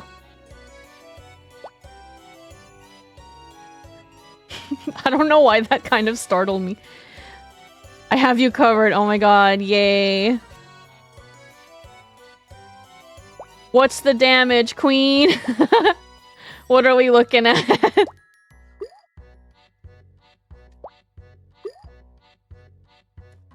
Oh my god, yay. Queen of follow-up. So much potential. This... You want this spreadsheet? Sure. Yeah. This kind of bodes well. But also, makes me scared because I was kind of hoping to not have to roll for her light cone. Fall! Fall! Fall! Yes! Yeah! I need that, like cherry power to, like, shove through that orange. What the hell?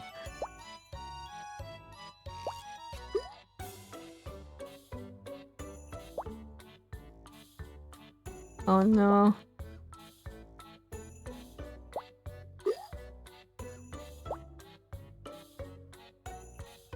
Oh.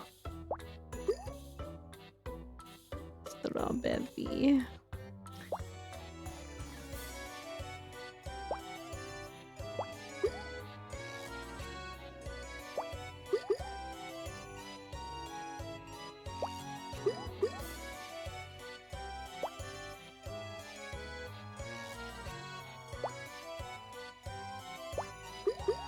Oh!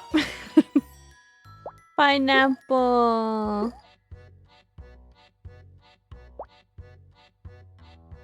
Do you guys ever see that video where this dude's like, I have a pen, I have an apple, apple pen. He like shoves the pen into the apple. Apple pen. I have a pen, I have pineapple. Pen, pineapple, apple pen. Yeah, you guys know what I'm talking about. Pen, pineapple, apple pen. Yeah, that's the guy. See his guava spreadsheet. Is worrisome blissful her cone? What is cruising? I haven't thought about that in ages. It's so good. I used to watch it regularly because I'm a crazy person or something.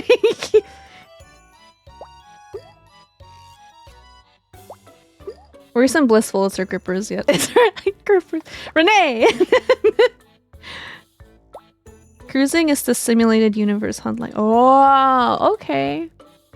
It's not that far behind her signature, so maybe.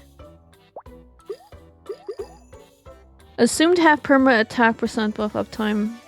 50% of conditional crit buff throw. Very conditional. You know, if it wasn't her light cone art, I would have skipped her. Yes. I know what you're about. You have S5 swordplay, Sushan, that works too. I might actually have that light cone. Oh, no! They fell through the cracks.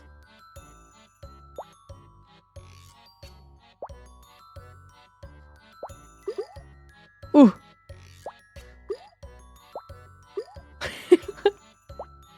I'm just like, I'm adding miscellaneous sound effects to these fruits when they like bump into each other. This is the content you subscribe for, right? Right?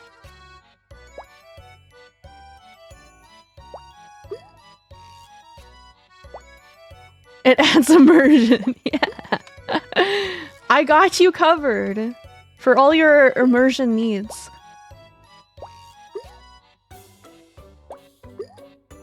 Oh no, touch!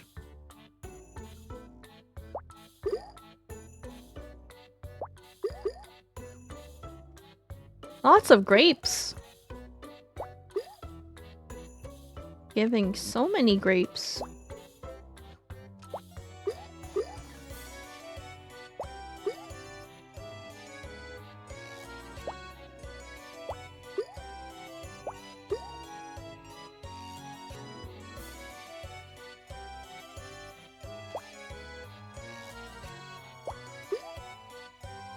Oh no. Oh no. Oh no! This is escalating. I need to start thinking. I need to use my brain. Oh. Oh.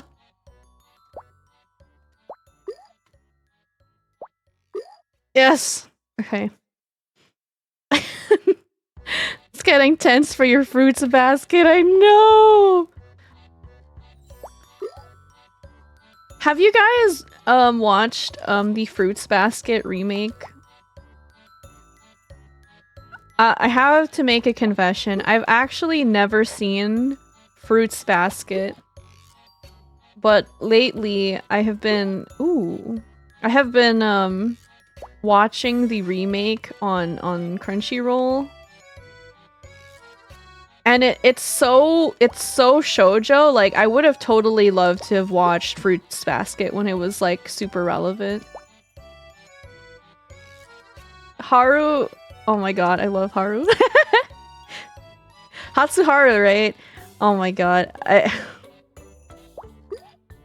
so good. Ice cream so good, ice cream so good, gang gang.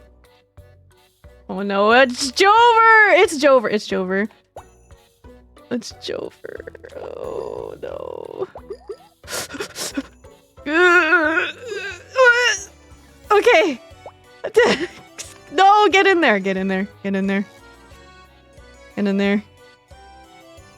Oh no. Oh, it's so Jover. It's so Jover. If I can get thread the needle. No. Thread the needle, straw baby. It's a heavy orange. No!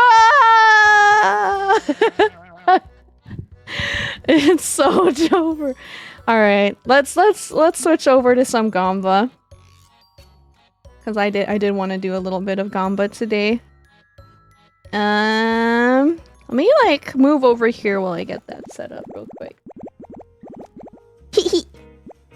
Suika's so fun. Suika's crazy fun. But you know what is also fun? Winning the lottery! Yay! I think we can do... I haven't done her like little story thing yet, so maybe we can do that and then we can pull for her. Double 5-star, I'm feeling it. Oh my god. Renee, please, please, please. We're gonna thaw out some chicken, get some milk. Okay! I had a yummy yummy glass of milk this morning. Sorry for all the milk haters. But I had Starbucks egg bites that you like, the one that you just like you just heat it up at home, and they were surprisingly good. I've never had the Starbucks egg bites. It was like surprisingly flavorful. I don't know why I was so surprised. Like, I was just kind of expecting like, I don't know, like heckin'. Oops. What was I like? I was expecting like McDonald's egg and bacon. The Starbucks egg bites are actually pretty good. Let me change my category real quick. Star Rail. Oh. Actually starts with Honkai Miss Donix. Don't forgore.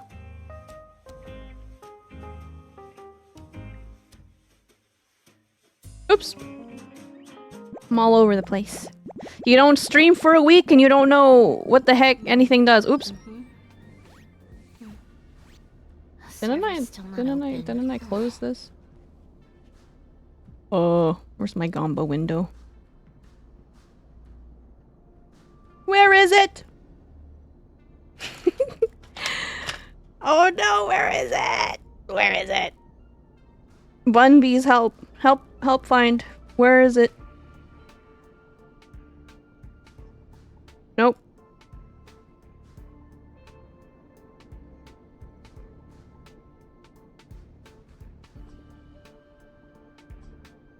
Oh, nope, that's not it. There we go. Under there.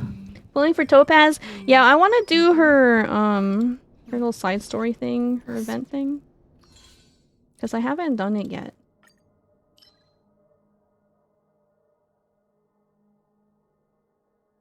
It's always in the last place you look. Correct. I'm gonna put up some videos we can listen to together. Hey guys, they talk about Topaz. We can do that while I run around for a little bit. If that's okay with you guys. Here we go. It's Mr. Pokey.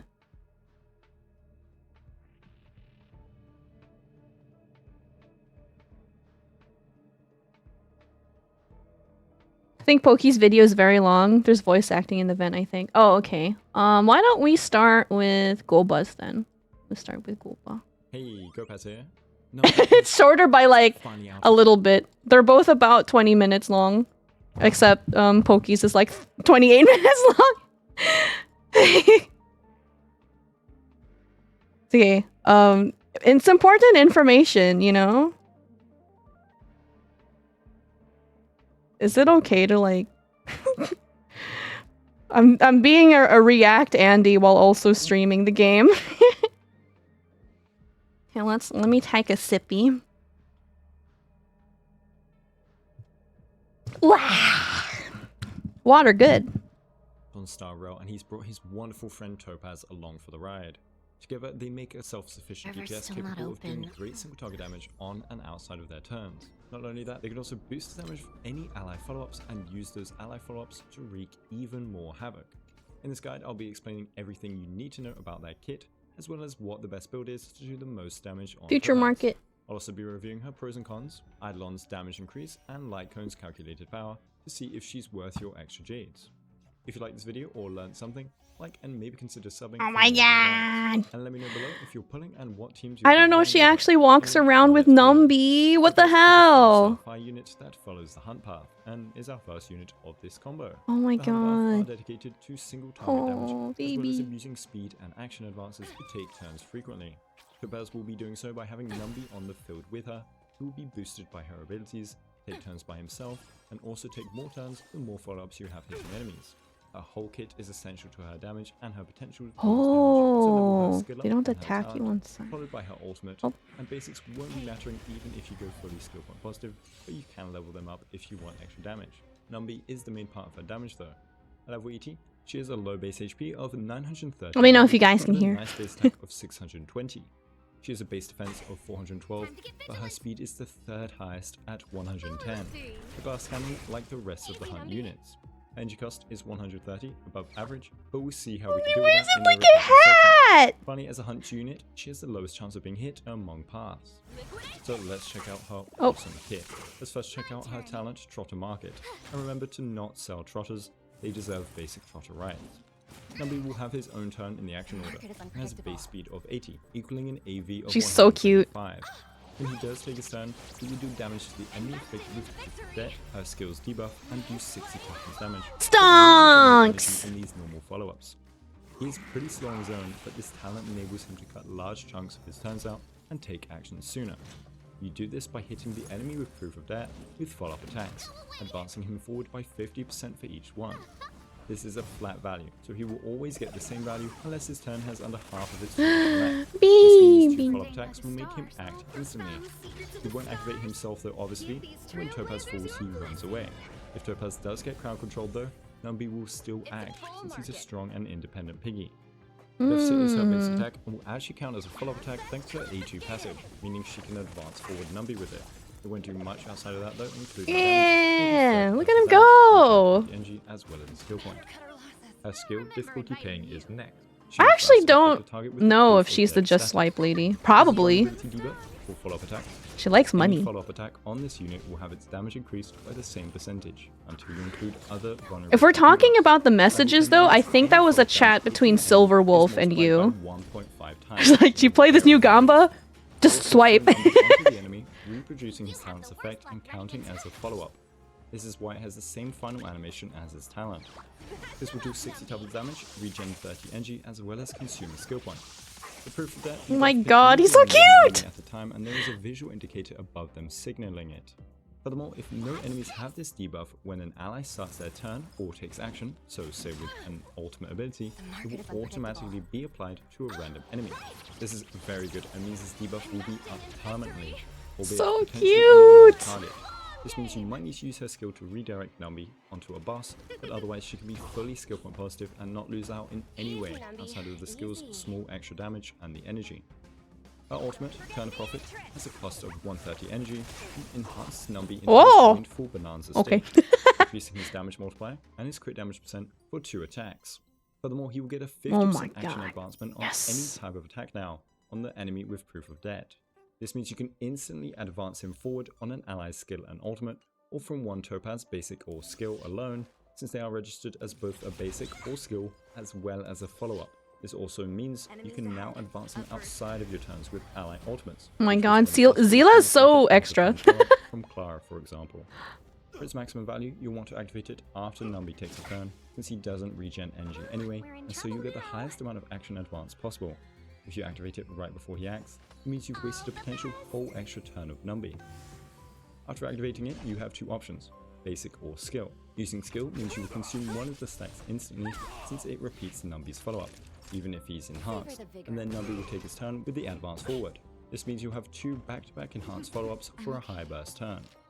Using basic means skill point positivity, that means after Numbi takes his first enhanced action immediately, your allies will contribute to the second one very easily. There's not much difference. Finally, you can let Numbi take action from an ally boosting him forward, and then let Topaz act for two back-to-back enhanced actions on top of his next follow-up being advanced for a total of 3 Numbi attacks in one swift move. Since the skill will still advance him forward by 100%. The game is so slow on normal. Even if you won't get an enhanced attack for the first I know I say this every time, but it's so slow on normal. Finally, her technique is explicit subsidy. Numbi will always follow Topaz around in the overworld, which is the cutest thing ever. Numbi will also hunt down chests and fellow trotters so you can murder them and make sure he is the last trotter alive in the world. Finally, using her technique has benefits in combat. You'll get energy after Numbi's first attack, you'll get some credits after beating overworld enemies as well, though it takes a while to max out the 10k daily cap.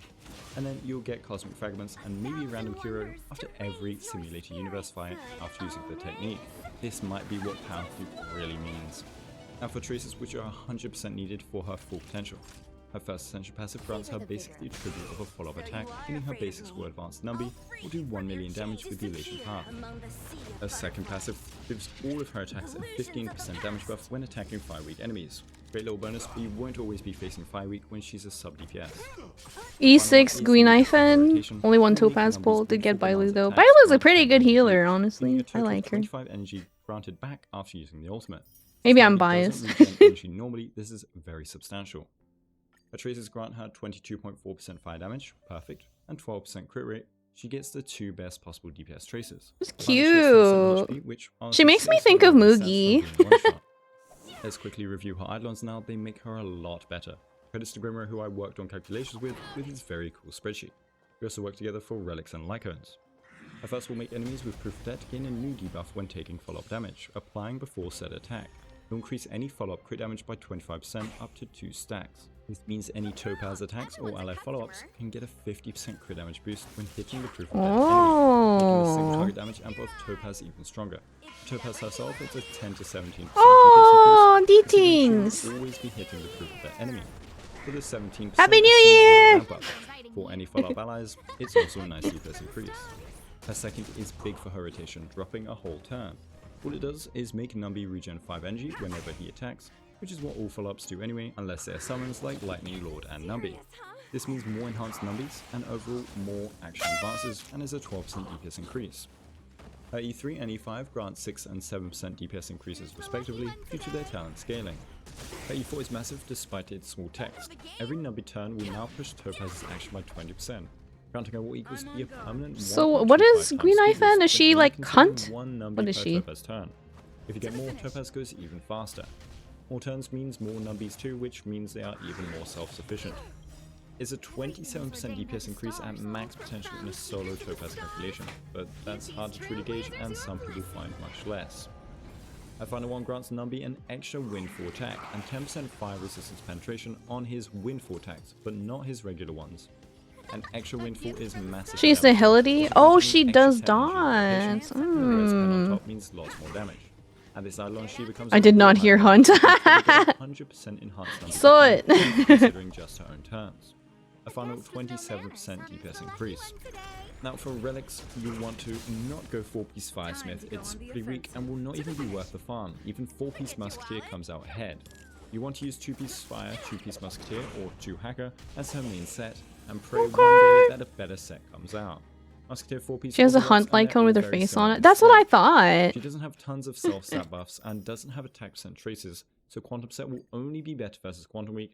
So no more Quantum Set beating everything. God, I didn't get to get Luca because I skipped Kafka's banner, so I really hope I get a Luca. Lieutenant doesn't make much sense on her though, but the buffs are okay. For main stats, you want a crit chest, attack percent or speed boots, fire damage percent orbs, and attack percent rope. Attack percent boots can be used very well with Asta, or with just a good amount of speed subs. Energy rope does not do anything for her since her normal rotation is pretty easy to obtain, and only enables good rotations that have weaker overall damage. For an ideal stat goal, you want 2.5k attack, an 80 to 160 crit ratio, and 121 or 134 speed, but the speed isn't always necessary. That's so cool! Topaz is only good with attack boots. Oh man, I want Luca. 0 damage. For Lycones, her best options are her Signature, Stellar Sea, and Swordplay. Her Signature gives crit rate and more follow-up damage, and no, it's not that great on Yanqing. Then, after you hit an enemy with a follow-up attack, not before, unlike her E1, they will receive the Pain debuff up to 2 stacks, which will grant all allies 24% crit damage to attacks against said target, unlike the E1, which is only 4 follow-ups. It's great for her personal damage, being 5% better than her next option. That's when considering the next option at its complete maximum power, which is unreliable. Furthermore, it boosts ally damage, so gives her a Harmony type role like her E1. This is also solo calculations, meaning in a setup with a follow-up main DPS, they also get more damage, which this comparison cannot show. Also remember, this will scale further the more Eidolons you get. Stellar Sea is just an excellent static and completely free to play. Swordplay can stack fully on every Numby attack since he performs Lucky Rabbit Bless. Okay, hold on. Reset changing targets though, and this comparison assumes it's always Gamba Pullers, this is your Lucky Rabbit Blessing! I hope you get all your waifus today! Let's go! Another OK 4-star Let's and the rest go. are whatever. Is anyone rolling for Azila? Darkness. So I definitely did not get her on her banner. So don't run this if you want her to do damage. But if for some reason you want a supportive Topaz, and you don't have a Pala or a Lawatch in the team, and you need to remove strong enemy buffs, well, you can plop this on Topaz on the team, meaning she now has damage amp, damage, and enemy buff. You'll laugh at the fire comp name at the end of this video. Okay, I'm looking forward to it. 7 hits of Lolly, you have a 93% chance to dispel a buff at S5, which is not bad for a DPS. They nerfed this chick's butt? Wait, whose butt? Rotation, only needing a kill or hit in 5 turns. You can also opt to use one skill which can be necessary to redirect Numby for a guaranteed 5-turn rotation. You made a chicken Kasuodilla. I know what you mean, but I like Kasuodilla. Topaz? No, they did? Which is fine, and now this is criminal. Neutral rather than positive. Both playstyles are legit and just depend on what you want your Topaz to do for the team. So now we know everything about her, let's review her pros and cons before I can't spell. And teams. Her pros are single target damage. I don't think they actually did. She doesn't do much. Yeah, what the She does heck? a lot just in separate attacks, which stack up to be a bunch of damage. Remember though, she's not designed to be a hyper carry. This high single target damage combines with the fact that she complements follow-up DPS. A lot of them are AoE, and so her high single target damage means their lack of single target damage is negligible now. This finally combines with her proof of their debuff, not only increasing her own single target damage that helps the AoE DPS, but also increasing their damage on that target by a ton. One lightning lord doing 1.5 times its normal damage versus one enemy is a pretty scary sight. She can also be skill point neutral or skill point positive very easily, and this barely reduces her damage, since it's all in the Numby attacks, which happen regardless of basic or skill use. Also, her She just had a broken spine before and made her ass look huge. Oh. We also have future scaling. She will be a possible best in slot. Bring it back. DPS team. That isn't a guarantee though, but if you're already pulling her in 1.4, it's a bonus if it comes out to be true. Finally, we have out of turn damage. Numby attacks a whole lot and means Topaz doesn't even need to take a turn. This is good for finishing off waves of enemies without lifting a finger. For cons, we have her lack of AoE damage, kind of. Of course, hunts aren't known for their AoE, but we have lots of waves with tons of enemies, and more so when Argenti comes out since he's Air Edition. Argenti! You can run an AoE main DPS, and also fine since Numby attacks so much and out of turn. We also have the action advances of Numbi. Welcome into the realm of rabbits. And he can use Nezuko. action advance value depending I hope you're on having a when good he's day. advanced. This means you won't always get 50% action advance, and the damage he does. You're will pretty vary and with cute. different Together we'd be suits. pretty cute. It's the focus of hitting the proof of debt target. Thank you. If you play Clara and she counters every unit except the proof of debt one, it's a real sad sight. Luckily, her AoE ones mitigate this, but single target follow-up units will have There's to a hit lot the of proof of debt cuties in enemy. this kingdom. Finally, I'd say she's a luxury pool. She fulfills a role that isn't needed right now, unlike Kafka that helped dots truly shine. But that's also because she was the first 5-star dot unit, I guess. Follow-up units, even if some may not be the best, aren't really suffering. Maybe in the future she'll be able to make things really powerful though. And maybe when content gets harder, her role will be much more desirable. If you're following me, then that automatically makes you a cutie. You have the fire damage % bonuses to her traces and planetary rendezvous. You have a high attack % boost. You have a massive speed boost, which translates to more Numbi attacks and the use of attack % boots. And you have the dual buffing power for 2 DPS teams. Asta benefits Topaz and her teams very, very well. If you want to try the 161 speed Topaz, you can go for a 2-turn skill spam master. I never knew. Now you know. And Numbi will act much better. All my Bunbies are heckin' cute. A bit under half of his AV. Another is Ting Yun. The high attack increase is lovely, and having every Numbi attack doing a little more damage is great too. And we'll also get more enhanced Numbi attacks thanks to Ting Yun's ultimate. In dual DPS teams as well, Ting Yun can buff the main carry, or Topaz, or a mix of both, depending on your priority. Synthesized material. Bronya, for once, isn't all that amazing, since Numbi won't be getting those high buffs unless you have her E6, and you won't gain that much value from the extra turn and action advance, since Numbi will already be close by. Using Bronya with her is still possible, she's still Bronya, but it's way more worth to use her on a different DPS team. For sustain, Fushuan would be my ideal pick, since the crit rate... No, I don't have Fushuan. DPS setups Dang it. very well, which is what you'll usually be doing with Topaz. And Topaz's low base stats make one-shots One possible. Bronya, she's so For useful. follow DPS, we will I go hope through you one get by one quickly Bronya. and note how effective Topaz could be, as well as what team you'd run. You have to remember that Topaz brings potential skill point positivity. I thought she would be damage, kind and of damage and useless harmony when I only first brings started damage down. out, but she's actually Even if kind the of amp is goated. higher than Topaz's, the extra damage from the main Let's tell my carry boys that I'm may be cute. Hold less on a than sec. Topaz's Okay. overall damage. You have to count the whole team's You let damage them to know. compare it. So Clara follow-ups every time she gets attacked, or when any ally gets attacked during her ultimate. Her single target hits are annoying for Numbi, but with high ultimate uptime, that is irrelevant. Topaz is a great DPS for Clara, being part of Clara's best team. Ideally, you'd run Ting Yun with the two. Arta does a follow-up whenever an enemy goes under half HP. This Blade massive just single went. Would you speed like to and go frequent. again? The only problem is Thanks, if Numbi Bronya. triggers this, the harder follow-up will not advance him forward. So it can be rough, but together they make a lot of fun follow-ups happen. Kafka follow-ups once a turn after an ally basic attacks. Since it will focus the enemy you basic attacked, this means you can activate it on the proof of debt enemy, even with Topaz. Quite a This bit of a won't actually buffer. mean much if Numbi is already close in action value. My internet So might you'd have want to hiccuped. make Numbi act first and then get Kafka to follow up. So Topaz is technically an option for hypercarry Kafka teams. March counters 2 to 3 times per turn when shielded allies receive enemy damage.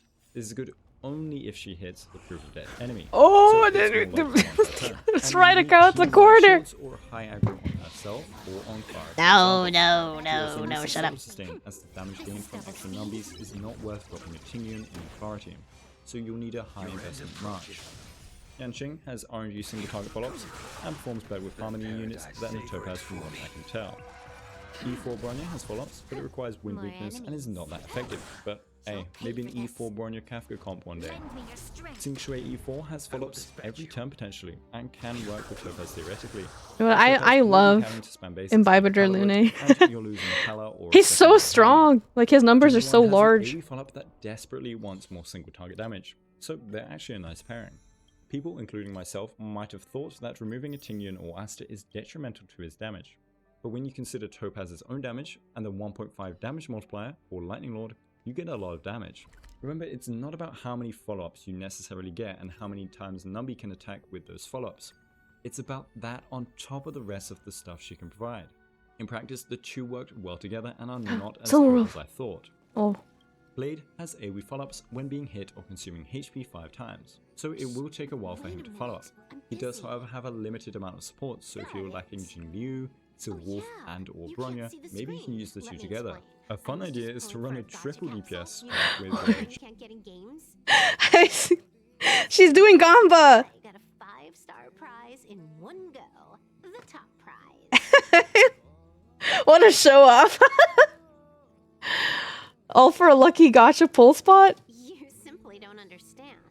In games, skill is one thing, luck is another. If you want to win all the time, you need to have both. Oh my gosh. The former can be acquired through practice, but the latter depends on talent. The flow of luck in the parlor car is very favorable today. The best strategy Is that so? the desired target after confirming and canceling 3 times in a row. Wait. Sounds dubious. What about one thing first? This is just my intuition. It may not work for you, and I am not responsible for any suboptimal results. Covering our bases. Anyway, yay. Here's a little gift for you. I hope everything works out as well for you as it has for me. Oh my gosh. Jingliu, Blade, Topaz for tons of follow-ups. Enabler! I don't know how effective that is. Finally, you have Himiko, who does AoE follow-ups very frequently in practice, but requires fire weak ideally. Since Topaz and Dubious Himiko are both creature. fire, you wouldn't really be able to bring them into another weakness for someone else to break unless you run them with Silver Wolf. This combos with Asta though for a trio of pure power that obliterates all fire weak content. Finally, if you're just going to run I don't know Topaz if we by have a herself cone in for her to Hyperberry comp, use. I recommend Tingyun and Asta as her 2 supports, or maybe Silver Wolf in the place of Tingyun. It does work, but it wasn't the highest clear speed for me. So let me know how your pulls went in the comments, and I will see you next time. Thanks to all my amazing members, thanks for watching. Okay, and yay. Okay, we'll set that aside for now. And we can do story things. Story things. Yes. Husband touching my screen. I'm still trying to get him built because I don't have his light cone either. So we out here. Struggle bus. the true end game. Relic farming. Hey, did you hear about our next stop? It's a world called Penacony. I hear it's a beautiful, dreamy place. I'm so excited. Me too, Marge. But Pom Pom said the banquet we were invited to is still a little ways off. What can I do to pass the time? Why don't we make you a new dress? Huh? Is that my phone? Must be the group chat.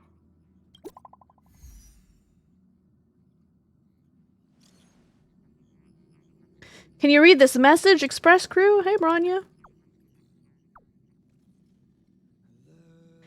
I know the food in Honkai tastes so good. Yeah!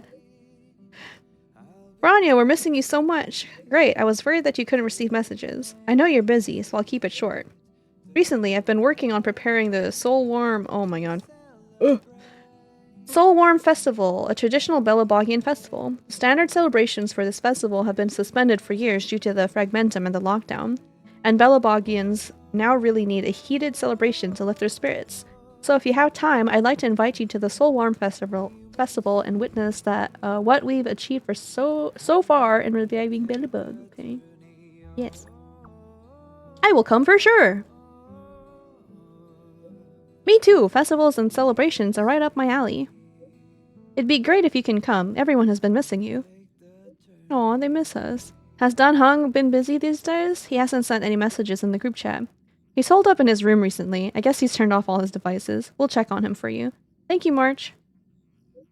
I'm looking forward to seeing you all at the Soul Warm Festival. Yay. That Don Hung. He can't just ignore Bronya. I mean, he Let's go to could. his room and talk to him.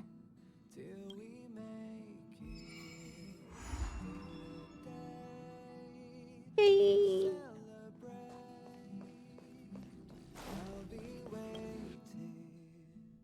Let's go wake up our boy. Wake up! Don Hung, Bronya just sent all of us a message. Did you see it yet? Yes, I saw it. Then why didn't you reply? Bronya's a good friend of ours. I'm sorry. I'm just not in the mood for idle chat. There's been a lot weighing on my mind since the Lofu. It was tough on the spirit. You know what? I feel that. Like sometimes I just like I don't want to talk to people too. I'm the one who should be sorry. I was being too pushy.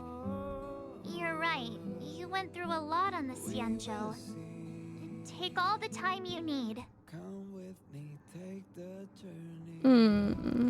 Why not come with us for a change of scenery?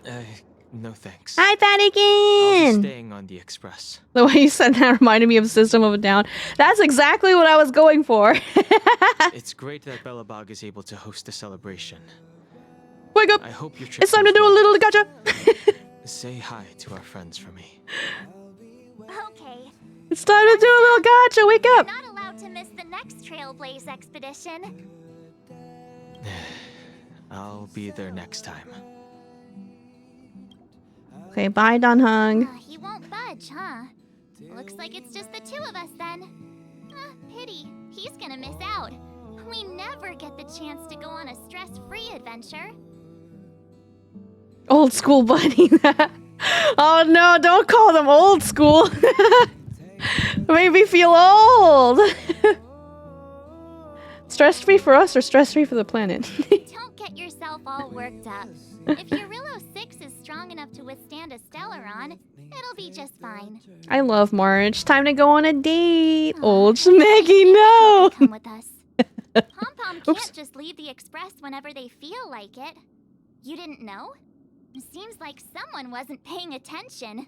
Why don't we go ask Himeko to tag along? She might be up for an adventure. Oh my god, girls nice? Been on the express for a while now, but you've never gone on a trip with Himeko before, right? Well, now's your chance. Girls nice? A bun bee does not reveal her age. I'm old enough. But I don't want to admit it. Girls nice. There's a celebration coming up on Eurillo 6, organized by the Supreme Guardian, and we're invited to go take in the sights and sounds. Don Hung won't be going anywhere. Let's for a go. while. He's still resting Girls up, nice. Girls so nice. Wanna come with us? Let's go. I mean, considering how you helped us out with Cocolia, I'm sure Branya would be happy to see you. Ah, so that explains the grin. You're excited about the celebration. Girls nice. Thanks for the invite, but No! my hands are full right now. No! My regards to the Supreme Guardian. Man! The most of the festivities, you've earned it. You two and Don Hung did help save Eurillo 6 after all. I'll be sure to join you guys next time. You keep saying that, Himeko, and you never come out with us. Navigators really do have their plates full, huh? Seems like it's just you and me this time. Let me go pack some stuff for the trip first. Come and find me when you're ready to set off. Okay. I'm ready. She's such an adult. Hello. Oh my god. She's so cute! So, what do you think about my new dress? Pretty neat, right? She's so cute! When did you buy it? It's actually not new. I just never had the right occasion to try it on. Oh my god, baby. This kind of event doesn't come around every day. Why shouldn't I dress for the occasion? You're not really gonna wear that same old outfit, are Outfit for me? Let's just pretend I never said anything. As long as one of us is making an effort. She's so cute! Pajamas, hot water bottle, pom-pom doll. That should be everything. Let's go. Wow, that was fast. Don't you have anything you want to bring with you? No! I can have 2 moms. It's 2023. True. My relics all have speed attributes. Other people might fall for that, but I won't. I was just taking a look at Mr. Yang's records, and it seems like Eurillo 6's average temperature has warmed up quite a bit. It's much warmer than it was on our first trip there. Come to Utah. You can have as many moms as you want. I wouldn't call it livable just yet, but things are looking up. I'm so happy for Branya and Zila. Oh my god. Yeah, the the meta jokes are so good. Moving to Utah and starting a mom cult, calling it Mom and this. Ready to go? Okay. I'll meet you there. Oops. I double clicked on accident.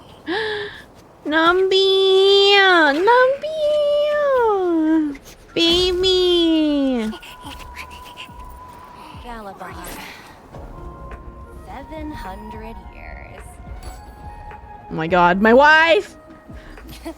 My wife! It's never too late to pick up the tab. My wife! Oh, brr. How do people living in all this snow celebrate anything? Thymol! Thymol! Oh, one thing's for sure, though. Where there's a celebration, there's bound to be food, right?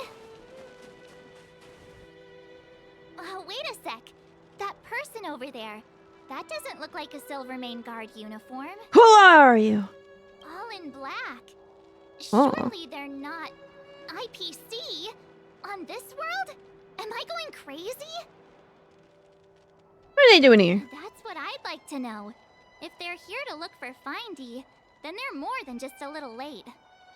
There's only one way to find out. Let's go ask. I've always found IPC staff easy to talk to. She must be freezing in this dress. Maybe she should have changed, like, when we got there. Hi, do you work for the Interastral Peace Corporation? Or are you just dressing fancy today?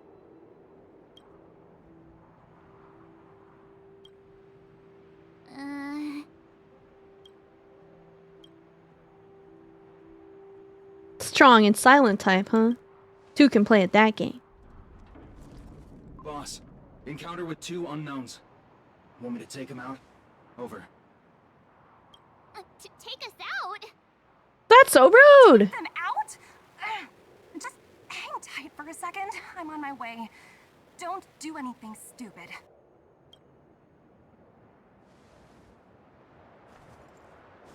To you, Topaz kind of meh. Hate all you want.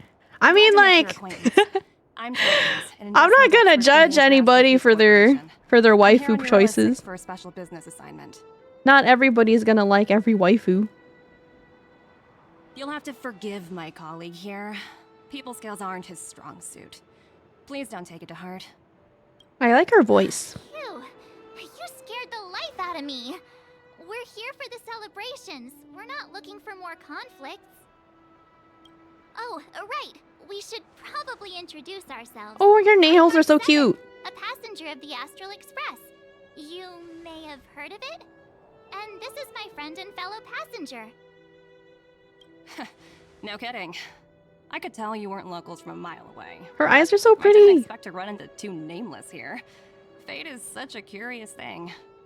I heard that Eurillo 6 only stepped out of the Stellaron's shadow thanks to the direct intervention of the Trailblazers. Surely you 2 aren't. I thought I would like her more, being that she's Ranmitake-esque. Yeah, she's Ran mistake coded. But I don't know too. I actually don't know too much about her, but I think her design is very hot. The honor is yours. Yeah, that's us. Huh? Jeez, can you be a little more humble?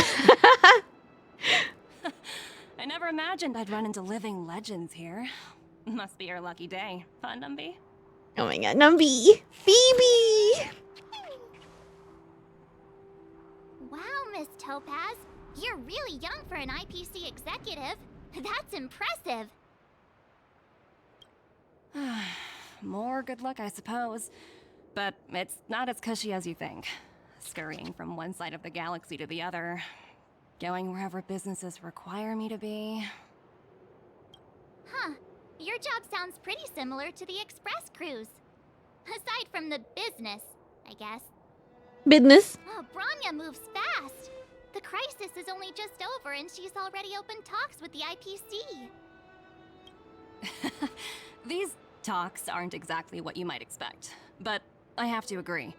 The Supreme Guardian definitely knows how to govern a city.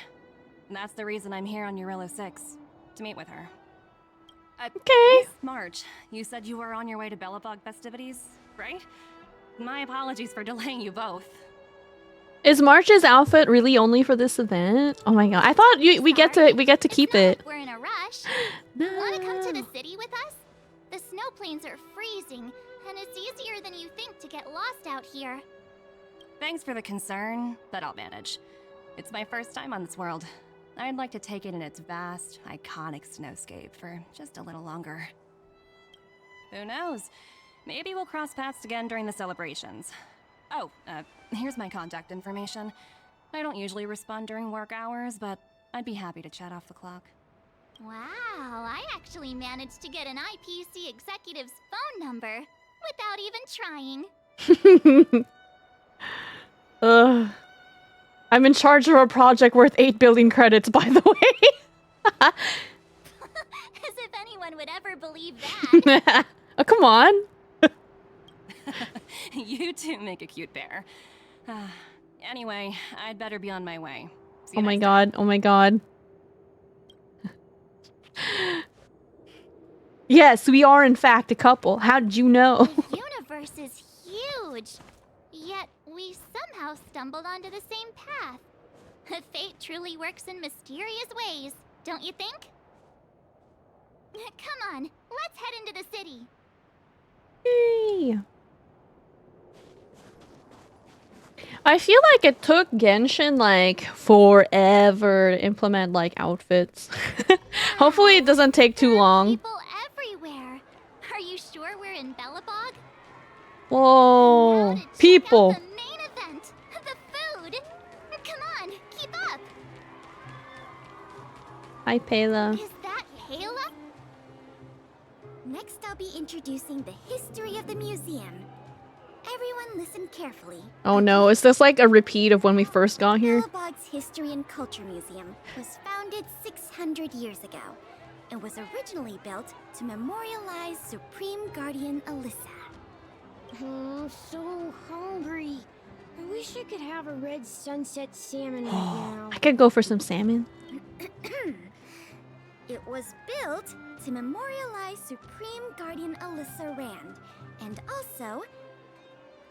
Guess what? I heard there's gonna be a Silvermane adventure camp opening. These kids are so mean. It's gonna be super awesome. Also, those who sacrificed their lives in the war against the invaders 700 years ago. Miss Pela, Peter is falling asleep. Enough. From now on, no whispering allowed. If you don't want to have any homework later, you'd better start listening. Okay, that's pretty good incentive. Sorry, Miss If you don't shut up, I'm giving you all homework. That's better. Now, where was I? Oh, I never knew Pela had a strict side. Hey kids, now we're going to learn about... We're going to learn about the museum. Nerd. Hang on a sec. Isn't that Wallace up ahead? Looks like he's finally made some friends. I wonder what they're talking about. Oh my god, this man's desperate for some friends. Norbert, why don't you tell everyone how you were released from jail so quickly? Oh no. Selling cultural relics and impersonating Silvermane guards are both heinous crimes. Well, it was all thanks to my uncle, you know. Ah, I remember. Your uncle is Minister Knoll. He heads up the Department of Transportation. Norbert. Yes, you knew that too. I think I would be mad if my name was Norbert. You're shameless, Norbert. Not Not to be rude, but if I were thrown in jail, I wouldn't possibly ask my father to bail me out. Do you think I wanted to? I'm not the type of person to abuse my status. Well, I don't really know about that. Get off my back, will you? I had to deal with hardened criminals in jail. Now that I'm free, my supposed friends are ganging up on me. There isn't even a good yeah, you're either Norb or Bert. It's not good either way. Looks like things are getting heated. I think we'd better get out of here. Okay, bye Wallace. Master Rossi. Master Rossi. Hey, quick! Serval's about to start singing! Yes! My other wife. Woo! Thanks, everyone! Hope you're ready for a great show! Let's get started! Serval! Serval! Yeah, Serval! Heartbeats will shake me. So rules can't break me. Crank the sound and let your soul be free. The lightning strikes right. Yeah! Let yourself fall into it all. Yeah! Let's go! Free concert! Phew. Who'd have thought just taking a stroll could be so tiring? Bars! Say, I think we should probably pay Branya a visit. After all, she was the one who invited us here. Or we could go check out some other fun stuff elsewhere. Your call. Head to Klipoth Fort. Oh, okay, it's like over there. Time to talk to Branya! Oh. Branya!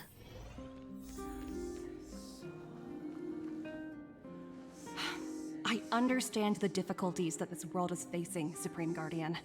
Belobog's current financial burden cannot be pinned on you, nor anyone else for that matter. However, objectively speaking, since Belobog has existed as an independent entity to this day, its debt cannot simply be written off. Why are we in debt? Why are haven't we been in like shrouded in ice for like 700 years? Branya! And Topaz? You're here too? I guess you've already started your business talks. We'll get out of your way if... It's no bother. We've pretty much wrapped things up already anyway. Please consider my plans carefully, Supreme Guardian. If Eurilo 6 wants to rebuild its connections with the rest of the galaxy, your credit record with the IPC will be of great importance. Credit? You've made yourself clear, Miss Topaz. I'll require some time to consider my next course of action. Girl, I will hang on to any word you say. Naturally. However, while you're deliberating, my colleagues will need to carry out some operations in Belobog. I hope that your subjects in the underworld are cooperative. I'm sorry our business got in the way of a reunion with old friends. I'll get out of your way. She really is a tax collector. She's so hot though. Madam, your thigh mole.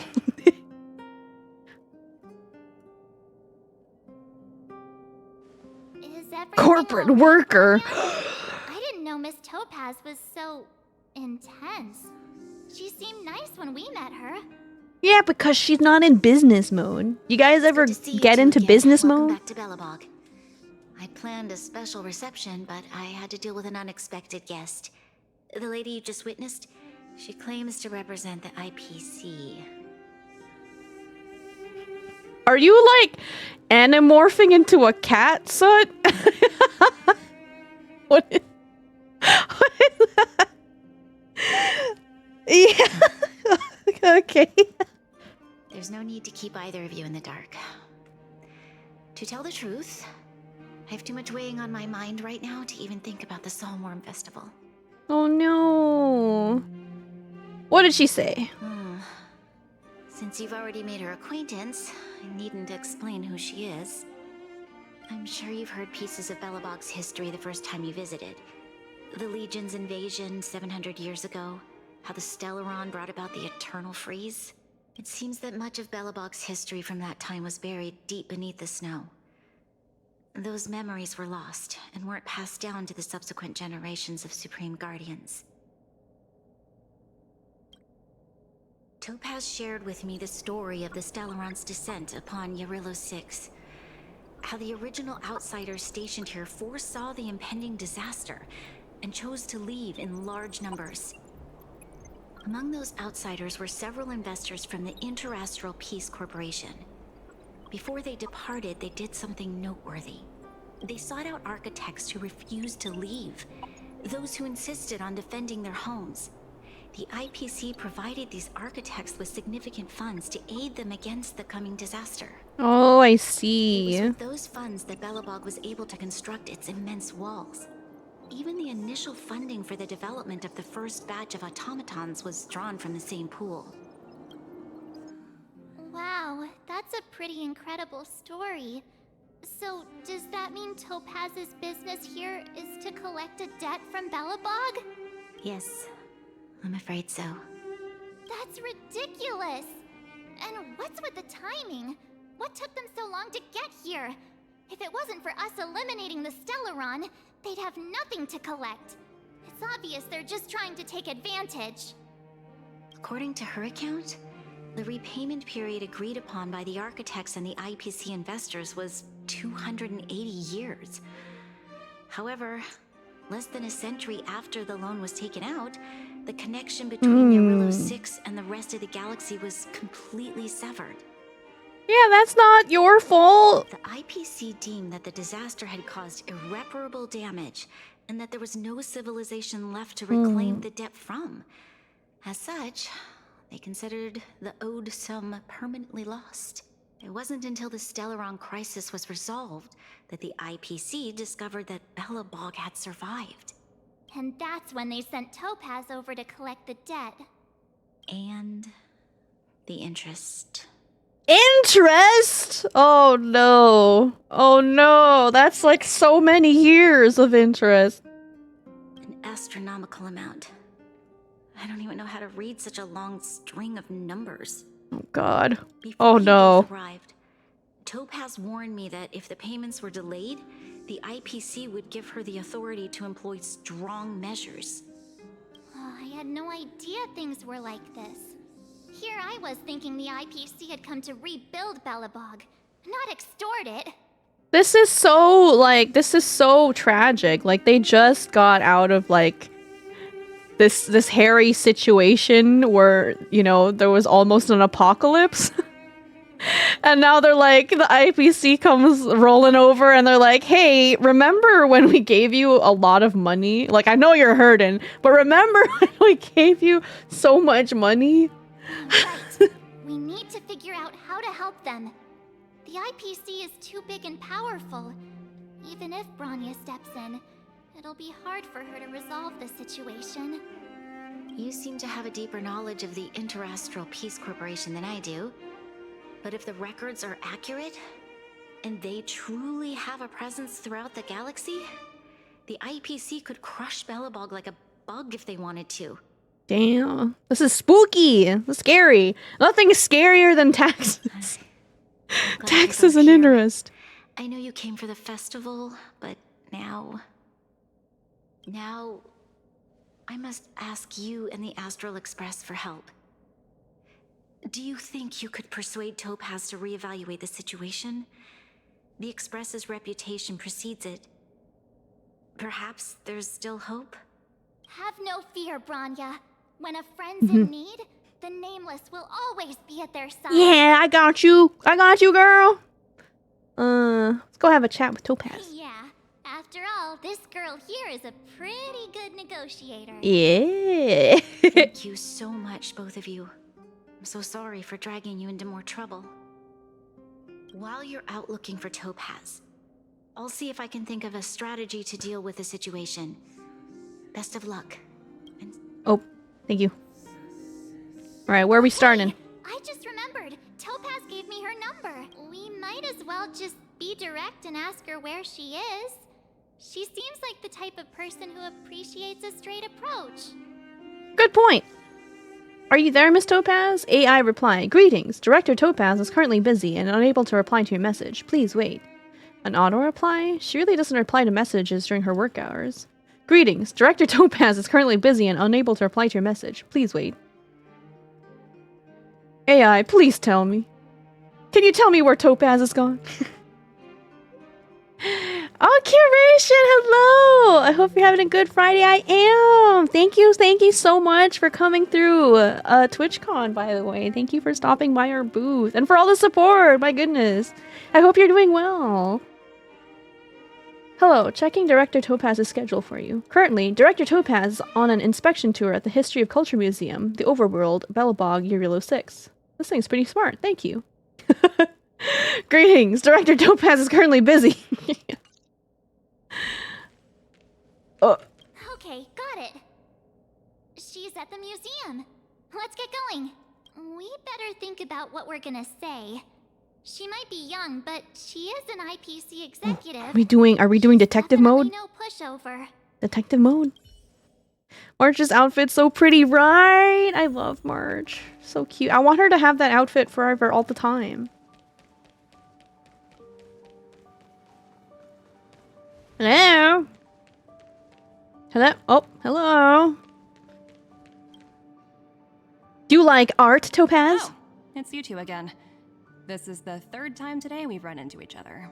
Oh my god, Tenten! Dobby is free! Welcome back! Welcome free from work! How are you? Actually, I sent you a message. Oh, did my smart reply function tell you where I was? It's a system developed by the technology department. Pretty neat, right? What do you make of this painting?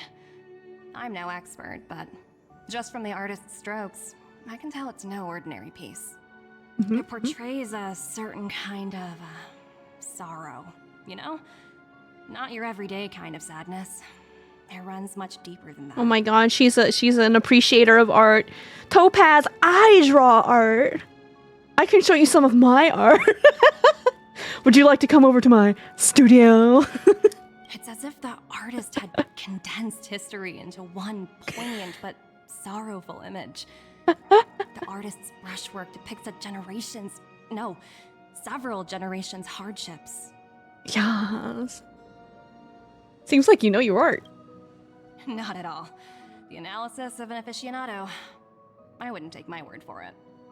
The Express has visited many worlds. I'm sure the Nameless have a far greater knowledge of such things than myself. I suppose what I'm trying to say is, what I'm drawn to isn't the style in which a piece is painted, but its overall value. Its intrinsic value may only be 50,000 credits, but its added value might push the total up to 200,000. Okay. Sorry for crashing your artist party, but we came to talk to you about something else. Oh? A collaboration between our two sides, perhaps? Not exactly. Actually, Let's walk and talk. This way. She's a very busy woman. Most exhibits in this museum are of little value.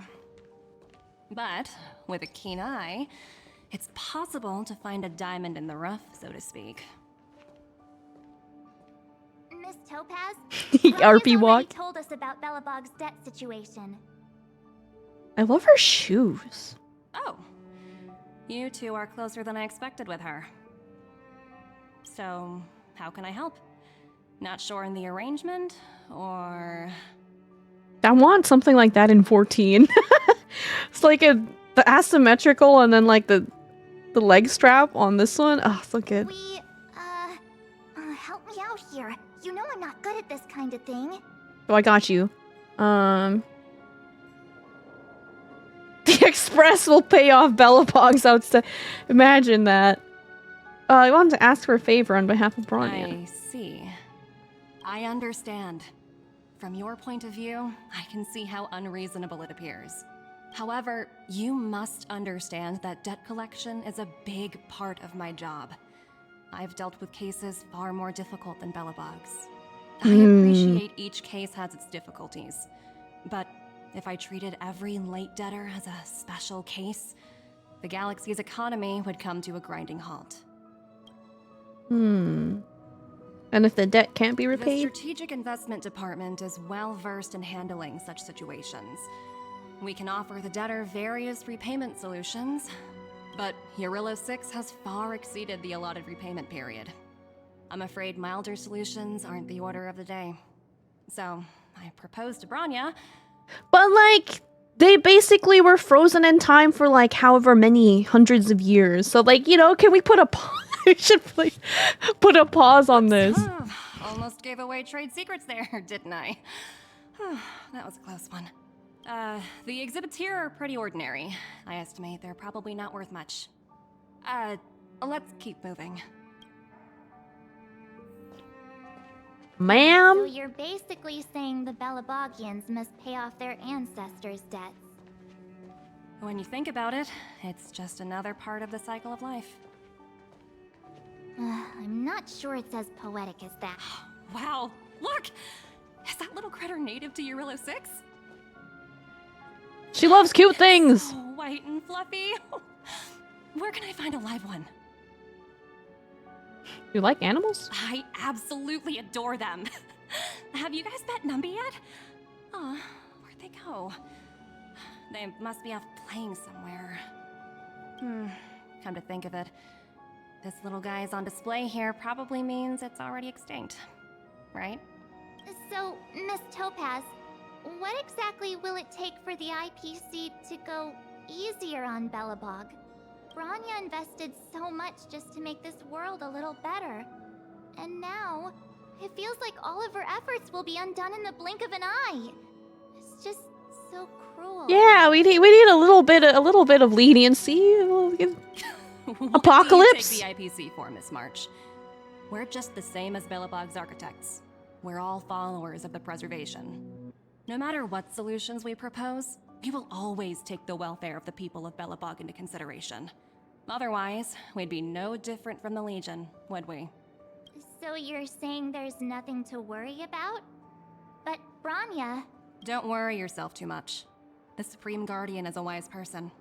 She'll understand. You're not telling us things! To answer your question directly, it'd take a miracle.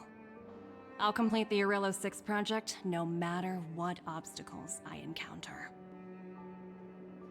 Oh, Topaz, you make it so hard for people to like you. This isn't going as planned. What should we do? She's just a work-oriented woman and she takes her work seriously. Why not make the most of the festive atmosphere? Oh, looks like one of my colleagues is after me. My apologies, but I should probably take this. Bye. Goodbye. So, what now? We spent ages trying to convince her and she didn't move an inch. Real office lady. Bark, bark, bark, bark, bark, bark, bark, bark. We didn't promise Bronya we'd succeed. We should keep pestering her. You sure? I really don't think she'll change her mind. She might! I guess Miss Topaz is just doing her job. And as far as the Express is concerned, I think it'd be unwise to make the IPC our enemy. It's a very restrained Bark. I'm proud of you. All these vested interests. You gotta tone it down a little bit sometimes. They teach this stuff in school. Wait, did I even go to school? Did someone send you a message? Did I even go to school? Oh my god, it's Zila. I heard you're back in Belobog, Kalce. Give me a shout when you have a minute. It's urgent. What's up? What's going on? What do you need? A bunch of rascals came down to the underworld and took over the Great Mind by force. I asked Bronya what to do, and she told me not to mess with them for the time being. Listen to her and don't mess with them. Bronya was right. It's probably best not to mess with them. Too late. Wildfire and Silvermane guards already engaged with them. Oh my god. Those jerks have super advanced fancy weapons with jacked up damage. You can't handle them. I'm sending you an SOS because I'm running out of ideas. Zila!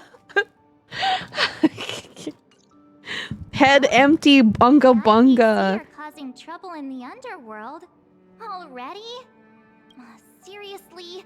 Topaz was just talking about taking the welfare of the people of Belobog into consideration. And now they're pulling this stunt? You really can't trust these money-hungry IPC suits for a minute. Mm-hmm. Miss Mari! Thank you for your daily care. I hope you're having a good one today. How are you? Again? I don't think I have it in me to play the hero today. We gotta. Complaining won't get us anywhere. We gotta Lend march. them a hand. Let's go. We're schmoving. Warren, thank you for your daily care. Rest while you can and gather your strength. Zila! Mr. D. Am I glad to see you two here? I'm not sure how much longer we can hold out. Oh my gosh. Poor Miss Mori. She got meetings all day. Is anyone hurt? Nobody's been seriously hurt, but a few Wildfire members got minor injuries. Fortunately for us, it seems like they were holding back. Their weapons and automatons are much stronger than anything we have. You see those two in black? They've been guarding the mine entrance. They're not letting anyone in or out. Hey, just because you have fancy equipment doesn't mean you can bully us.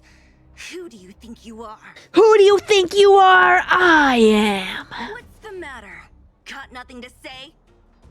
What's going on inside the mine? Any ideas? A few miners made it out earlier. They looked pretty panicked. They said these uninvited guests keep talking about asset evaluation, whatever that means. All I know is that they're seriously disrupting the lives of the Underworlders. Hope your bunbies are doing good. I hope you're doing good. I'm sorry for all the meetings and that your coworkers are out.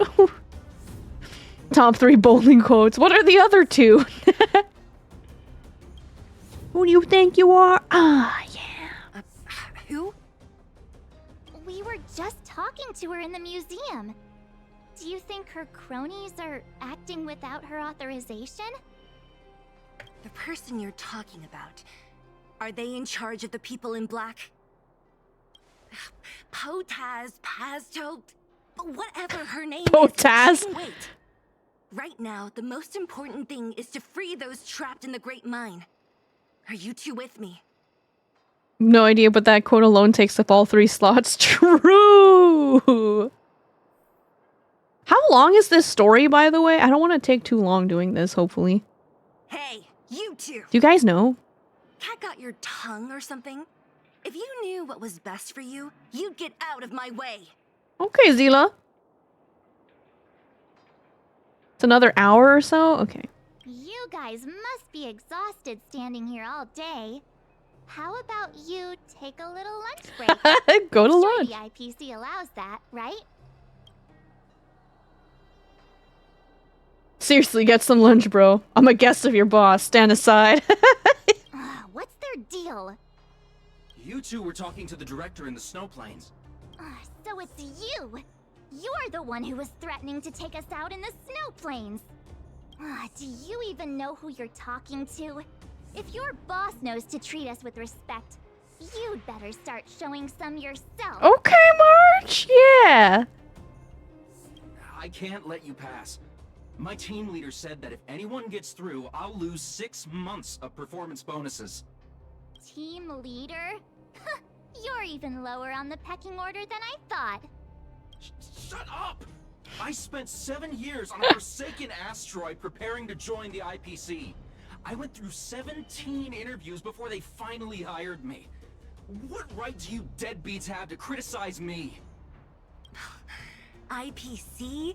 Interviews? I don't know what you're rambling on about, but you're really testing my patience. Zila is so head empty. No need to waste our breath on this idiot. Let's do this. Did you join Jing Liu gang? Nah, I skipped her banner. Well, technically, I think I rolled 10 because I wanted to get... Lynx? I think Lynx was on that banner. No mercy. Blade knows no mercy.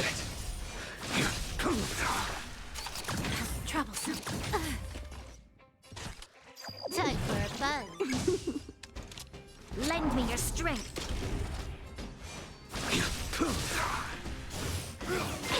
Blade impersonation. I talk like I would talk as like Solid Snake. Colonel. I keep trying to sneak around, but the clamp of my ass cheeks keeps alerting the guards.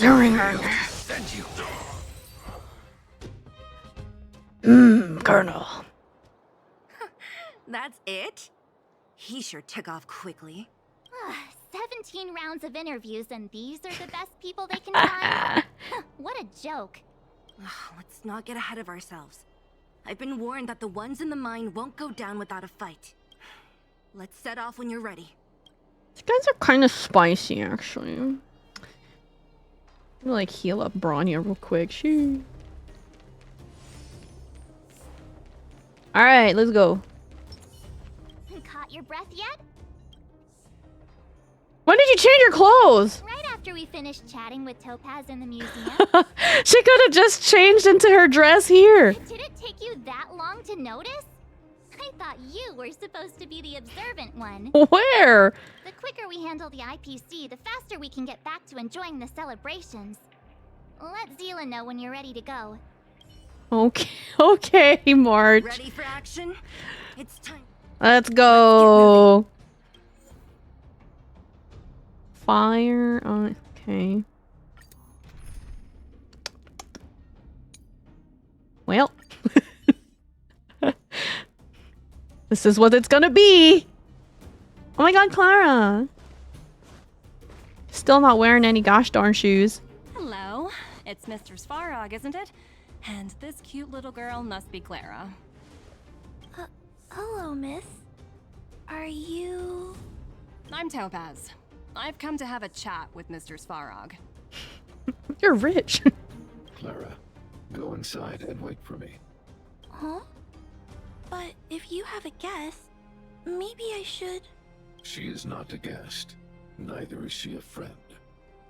Go, Clara. Everything will be fine.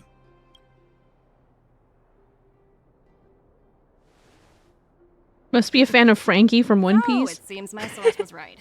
Who would have thought that such a strong bond could exist between a giant robot and a little girl? So heartwarming. You bear the insignia of the Interastral Peace Corporation. What is your motive for coming here? Straight to the point, huh? I like your style. Eurillo 6. Are robots familiar with that term? Anyway, it refers to the planet we're currently standing on.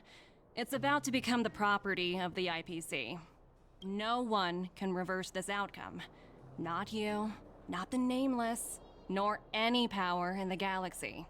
I only care about one thing right now.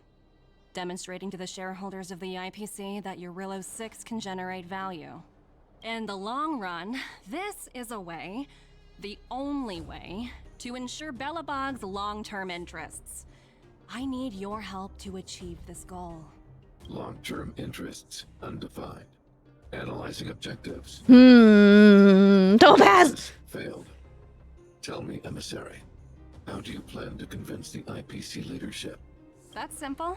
I'll show you. Cube?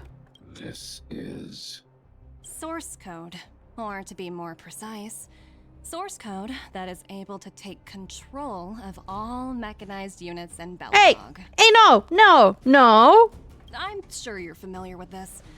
All mechanized units manufactured in Belobog over the last 700 years utilize the underlying systems created by the IPC. The code is so refined that the engineers never saw any reason to change it. Hey, no, that's not allowed. I assume you're also aware that there was once a large automaton factory in the underworld. Thousands upon thousands of automatons, enough to crush the Legion's vanguard, lay dormant within. This is my bargaining chip for negotiating with the higher-ups.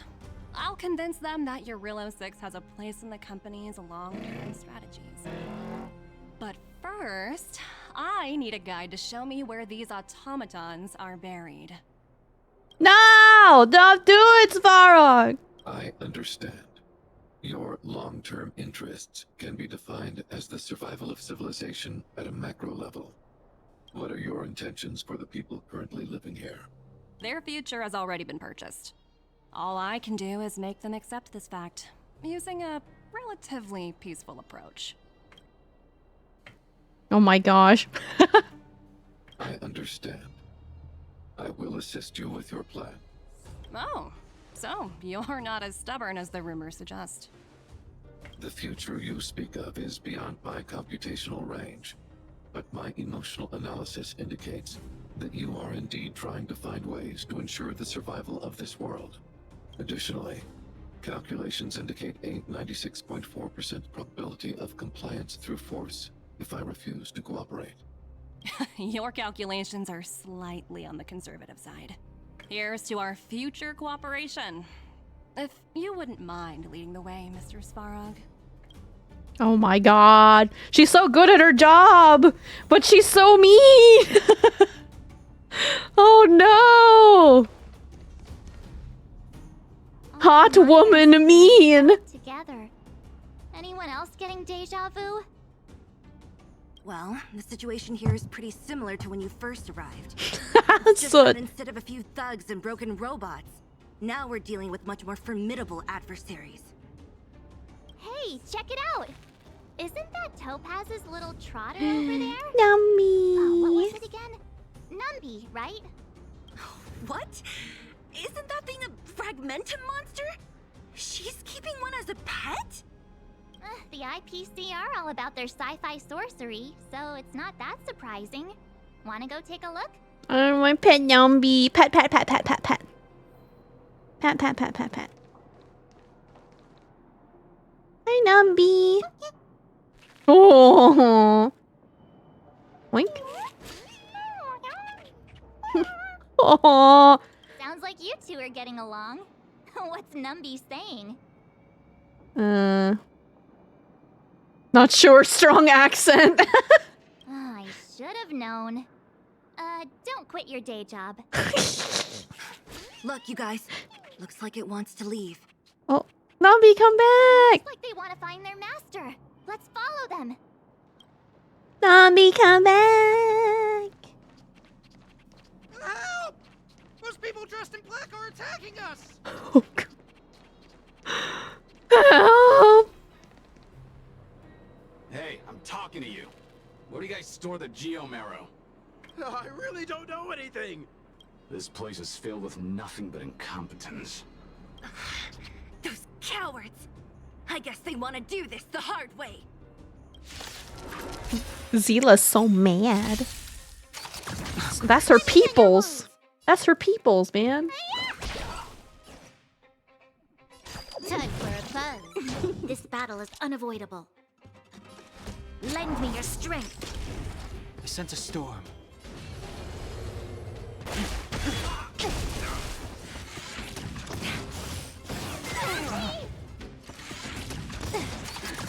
Oh, spicy. These guys kind of hurt. This combat needs optimizing. This is double speed.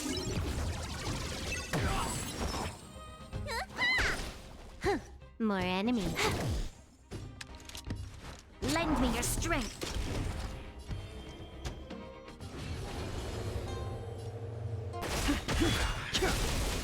Awaken, dormant world-cleansing dragon.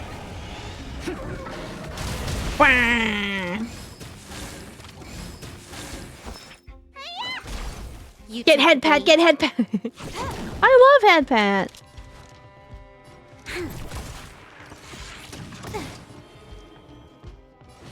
Heaven's Surge.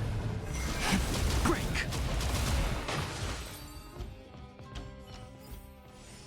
The consequences are mine to bear. Numby. So cute. When the world cleansing dragon is cleansing? In a good mood. But aren't they on the IPC side? Strange.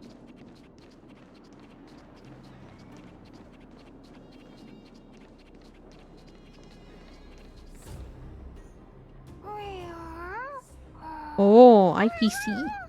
Look! That big guy down there. Is he the one in charge?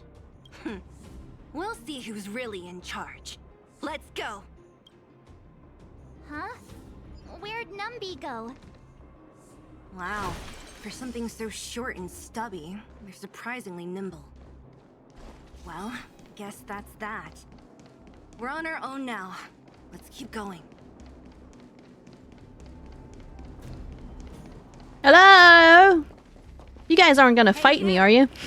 Are you in charge around here? All local. The IPC is currently conducting asset evaluation work here.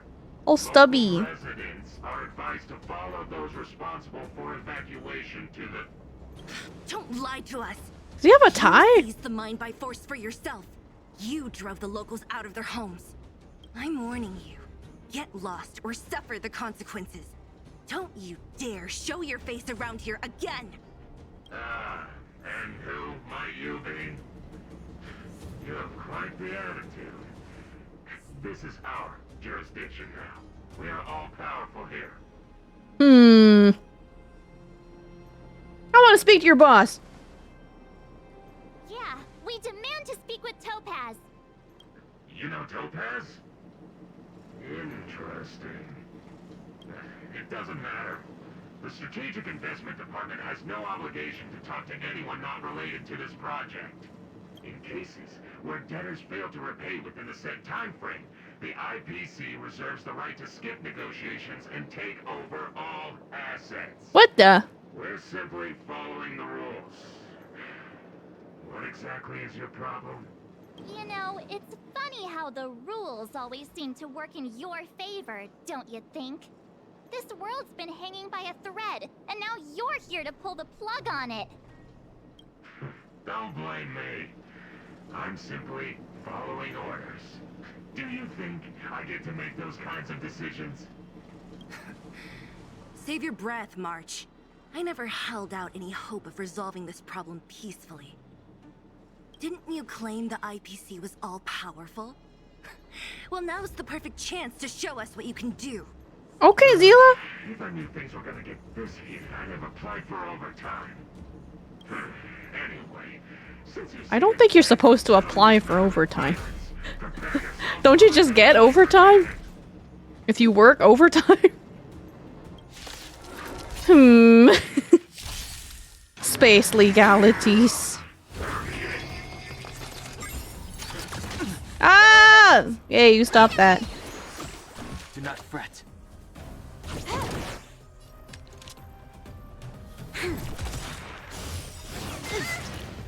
We've entered the storm. To guard and defend. Crush them. Heaven surge. Rise! Awaken, dormant scale. World-cleansing dragon.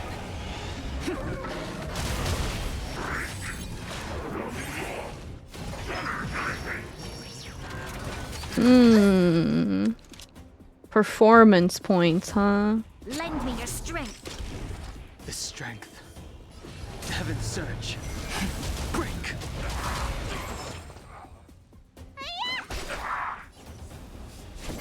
Not the PP. Do not fret. This combat needs up. This is double speed. Inevitable. Oh! Stop! Ah! Stop that. Good as new. I sent a storm. Heaven surge. Rise! Awaken, dormant. World-cleansing dragon.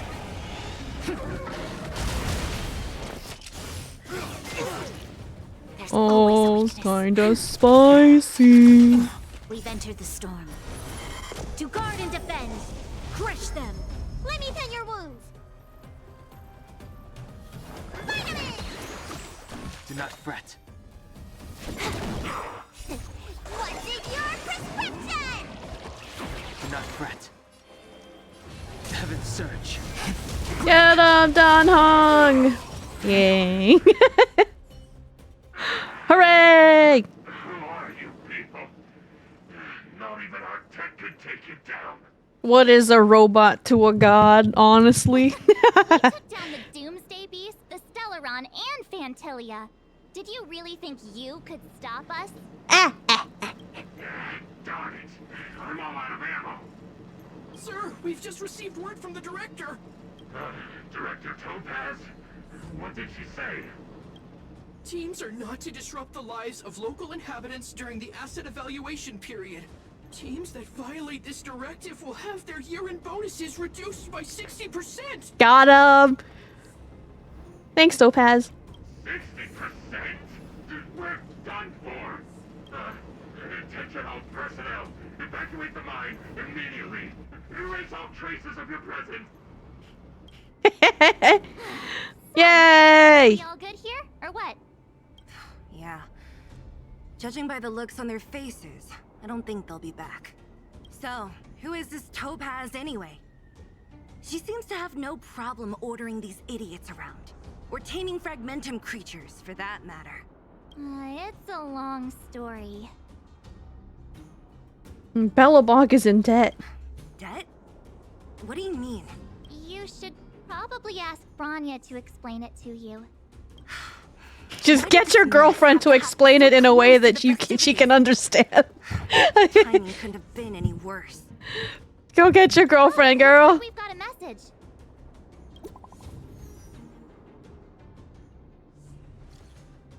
Kalce, where are you? Where are you, March and Kalce? Are you alright? Branya, we're in the underworld right now.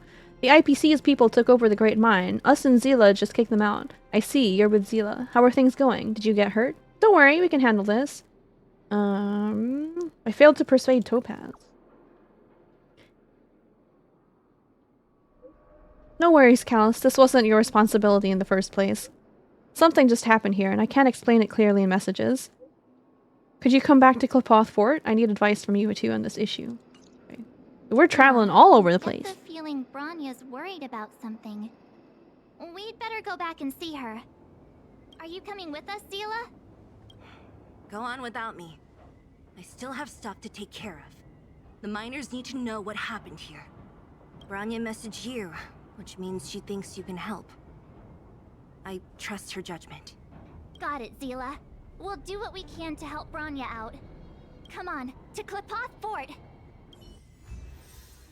Let's go! Meanwhile, in Rivet Town... These guys? Oh, Jeffy! By order of the Supreme Guardian, proceed no further. Miss Topaz. Bellabog might be in arrears, but I'm out of pocket.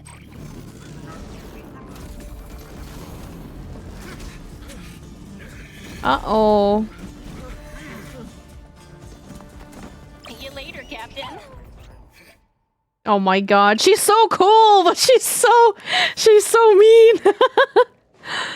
Oh no. Not the robots. Welcome back. I appreciate your help more than I can express. It couldn't have been easy running all over the city. That's what friends are for, Branya. You don't sound like yourself. Is something wrong? I'm fine. I haven't rested in a while. There's just too much happening all at once. Uh-oh. She's sleep deprived. I'm sure we can turn things around. That's what I'm here for. They're moving quickly. Bellabog is crawling with their agents. All they talk about is asset evaluation. The silver lining is that apart from the mine incident you mentioned, there haven't been any major conflicts in other areas. I suppose Topaz must have issued an order against harassing the citizenry. Still, that hasn't stopped panic from building. People are confused. They don't know where these strangers in black came from, nor what their intentions are.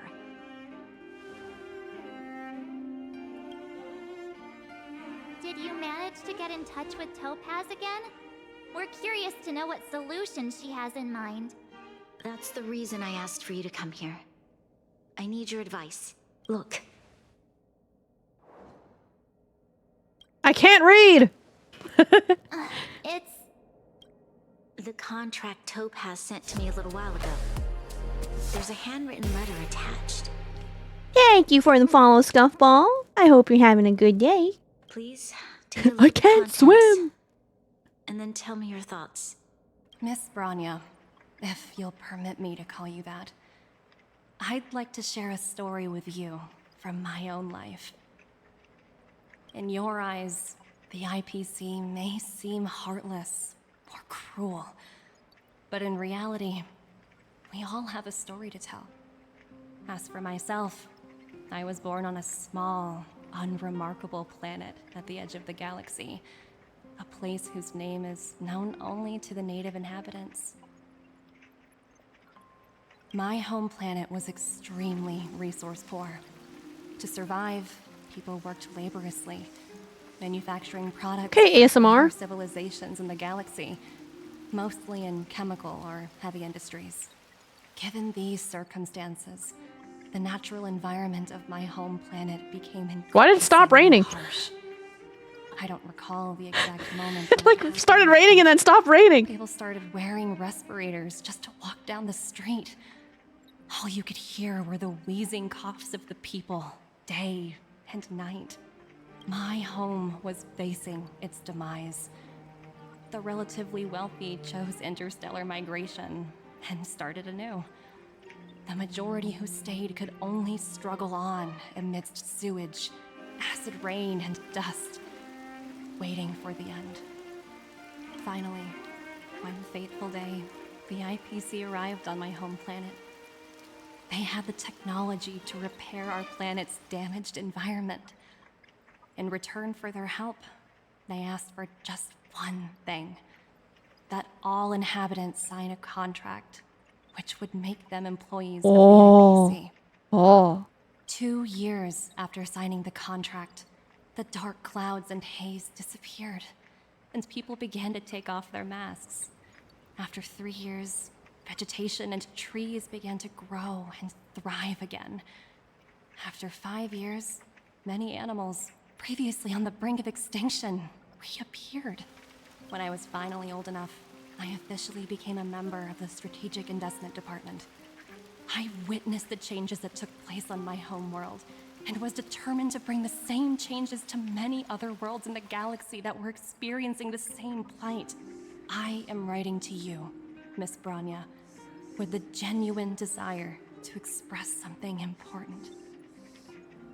I know freedom is precious to people, but in reality, there are things of much greater value, such as survival. How many generations of Belabogians will it take to embrace the stars again without assistance? Who can guarantee that every future Guardian will be as prudent and enlightened as you? How can you guarantee that a disaster such as the Stellaron crisis will not descend upon Belobog yet again? I have already negotiated the best possible deal for you. Once you sign this contract, all of Belobog's debts will be forgiven. In addition, the IPC will set up a special team to support the reconstruction of Eurillo 6. I can understand that for you, this is an extremely difficult decision, because you, and you alone, will bear the fate of all Belabogians. But because of this, I believe that you will make the right decision. A decision that will truly benefit your people. Her words do sound quite sincere. What do you make of it? It sounds really genuine, but I don't know. She could just be making this all up.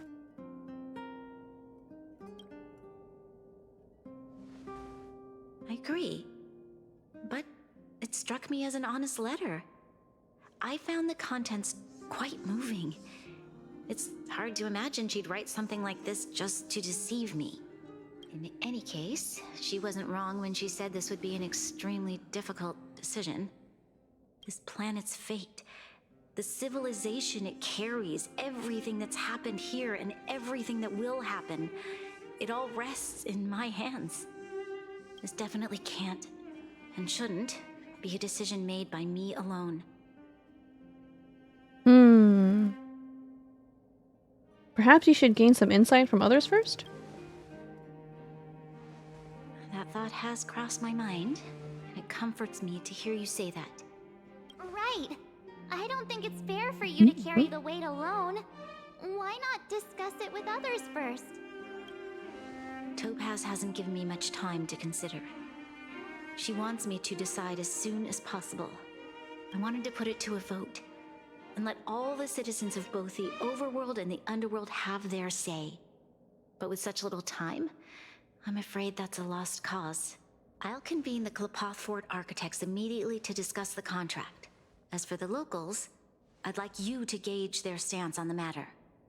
The people of Belobog hold both of you in high regard. They'll most certainly be willing to tell you their thoughts. That's a lot of pressure. Do I have voting rights? I think we should leave this matter to the Belobogians. Don't you agree? We've got your back. We've Dang tried it. to convince Topaz, but this should be a piece of cake. Thank you, March. I'll assemble the ministers. Let's meet up here again later. Dang, I gotta talk to people? If we want to make an informed decision, we need to hear from both the overworld and...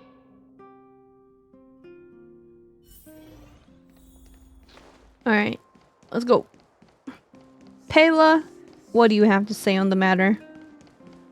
Did you know that you were a cat? We meet again.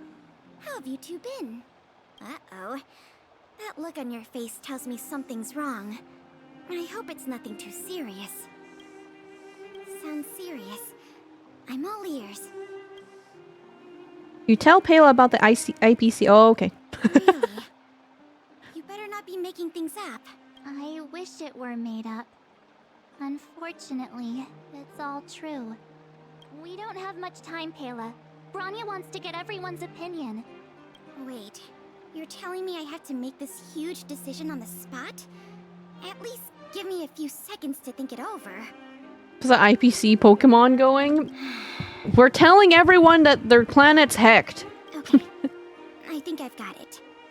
If it were up to me, I'd probably agree to the IPC's conditions. Huh. Okay. Any particular reason? I've looked at some of the climate reports, and based on the data I've seen, it'll take 3 or 4 more generations for the snow to completely subside. And that's assuming no other disasters occur. I care more about those in the present than a future I can't be sure of. If the IPC is able to bring about immediate change, then I think that's a price well worth paying. Building a better world for future generations sounds great, right? But is it any fun for the engineers and architects who are directly involved in such a pursuit? I see. So, compared to a distant and uncertain future, what you really care about is making sure the people around you have a good life. Thanks. That's for your valid. input. I'll make a note of your opinion. Serval! I have a very important and possibly world-ending question for you. Well, look who we have here! You and Marge paying us a visit. What's the occasion? We need your opinion. Uh-oh. Sounds like something serious is happening. You'd better fill me in. I'm never gonna make it to Boing Boing at this rate. How is that possible? Are you falling asleep, Soot? I need a moment to wrap my head around this. Serval, we're racing against the clock. No time for head wrapping. It's okay. I've thought it through. If it were up to me, I'd sign the contract. Interesting. What? Hold on, are you serious? I thought you'd be against it for sure. I just keep spending my points on Cape. Surprised? My reasons are pretty simple. Signing this contract would mean we no longer have to worry about surviving. For most of the residents here, especially those in the underworld, that would be more than enough to persuade them. As for working for the company, People need to work no matter where they are, right? If the IPC tries to take too many liberties, we can always rise up against them. I'm getting eepy because it's nice and cold today. You know, I've always longed for the stars since I was a child, which is why I devoted myself to science and the studying of the Stellaron. If someone told me that I could do whatever research I wanted with only a small price to pay, I probably wouldn't hesitate. It's valid. Boing boing is just like my ear boingo. It's my head oingo boingo. I see. I suppose that makes sense. Thanks for your input. I'll make a note of your opinion. Boingo boingo. Where are we going?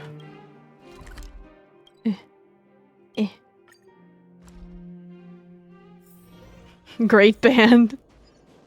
You ever listen to some Oingo Boingo? Is that the Trailblazers? It's been a while. I didn't think you'd be back in Belobog so soon.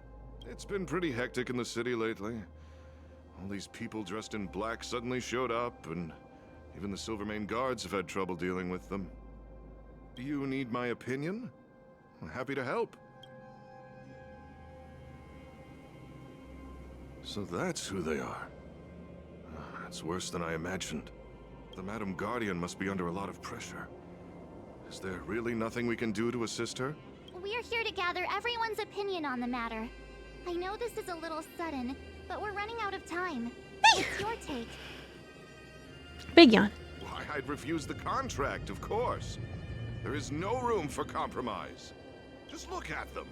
Arrogant, stomping around here as if they own the place. How can such people be trusted? Who's to say they won't breach the contract? That's a good point. Faced with this sort of coercion, we must resist them with all our might. Surrendering is not an option. You must warn the Madam Guardian not to allow herself to fall into their trap. A soldier's perspective is always valuable, Dunn. Thanks for your input. I'll make a note of your opinion.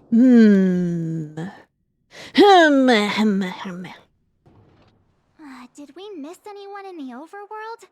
I think we asked just about everyone we needed to. From what I've gathered, it seems like most people in the overworld are leaning towards signing the IPC's contract. We'd better hurry to the underworld and see what Natasha and Zila make of it all.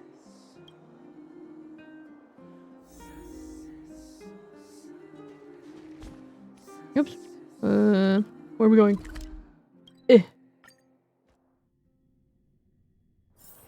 All remains as it did yesterday. Congratulations, Pinata, on your tokens. Hello, Oleg. None other than the saviors of Belobog. To what do I owe the pleasure? To be honest, I'm surprised you even remembered an old geezer like me. But I can tell by the look on your faces you're probably not dropping by to say hi. Let me guess. Something to do with these unruly people in black showing up everywhere? Well, ask away. It just so happens I'm curious about them myself. Maybe I can be of some help. I see. That's a tricky situation, all right. A lot for anyone to handle, let alone someone as young as Lady Bronya. Mr. Oleg, out of all the people we know in Belobog, you have the most life experience. What do you think we should do? Want to hear the truth? I'm afraid great ambitions and lofty plans no longer hold much appeal for an old-timer like me. If this IPC does indeed possess the magical power to restore Belobog back to its former self overnight, then I think the answer is clear. Have you considered the opposite? What about if we refuse? The reconstruction plan already sounds like an endless endeavor. And with the added burden of a massive debt, well, is that something we can manage on our own? What worries me the most is how Lady Bronya will handle the backlash from her people. Oh, yeah. Will she be able to withstand the criticism? Is she prepared to carry the weight of a tarnished reputation for years to come? Oh, man. The last Supreme Guardian. I guess I never looked at it from that angle. I wouldn't wish that title on anyone. Thank you for your thoughts, Mr. Oleg. Another vote for the 4 pile.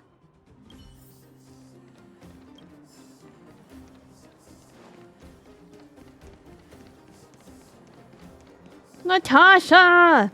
What brings you two to the underworld? And why the long face? We got bad news, Nat. Seems a little out of the blue, but since you came all this way, it must be urgent. Go ahead.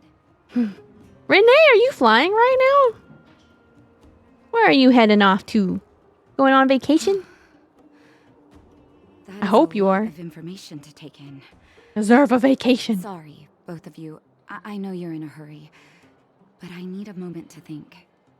Simulated universe plane current event. Oh, you fly in 2 weeks though. Oh my gosh. No stress, Nat. Are you going on vacation in 2 weeks? What do you really think?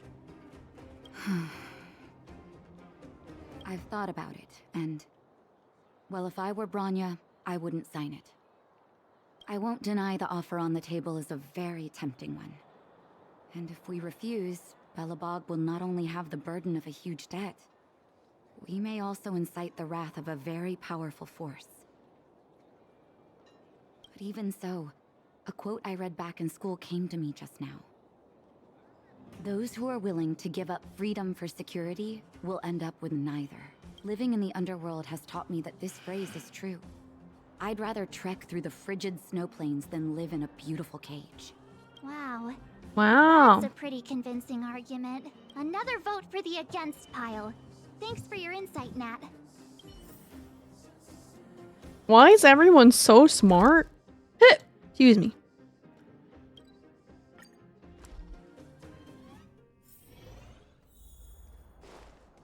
I want to go to Disney. I've never been to Disney.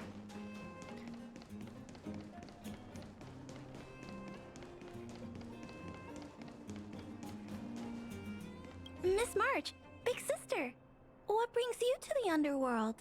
Hey there, Clara. Is Svarog not around? Mr. Svarog went out for a walk with a lady called Topaz. What? Topaz? Do you know where they went? I'm not sure, but Mr. Svarog promised he'd be back soon. What now? Svarog's super logical. We should definitely get his opinion. Clara's opinion is just as important. True. Don Hung's always saying that Clara's really insightful for her age. Sorry, I keep yawning. Huh? Miss March, do you want to ask me something?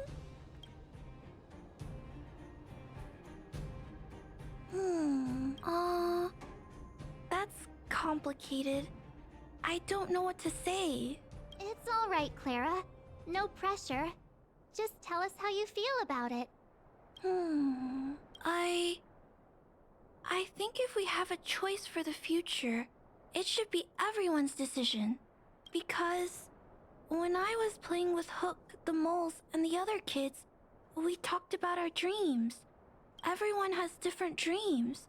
If we accept Miss Topaz's offer, then doesn't that mean our dreams will never come true? Aww. Just taking away people's dreams like that. I don't know. It feels wrong. You're right. Children see the world as a place where anything is possible. Just the thought of our lives being predestined from birth makes me shiver. Thanks, Clara. Your thoughts mean a lot to us.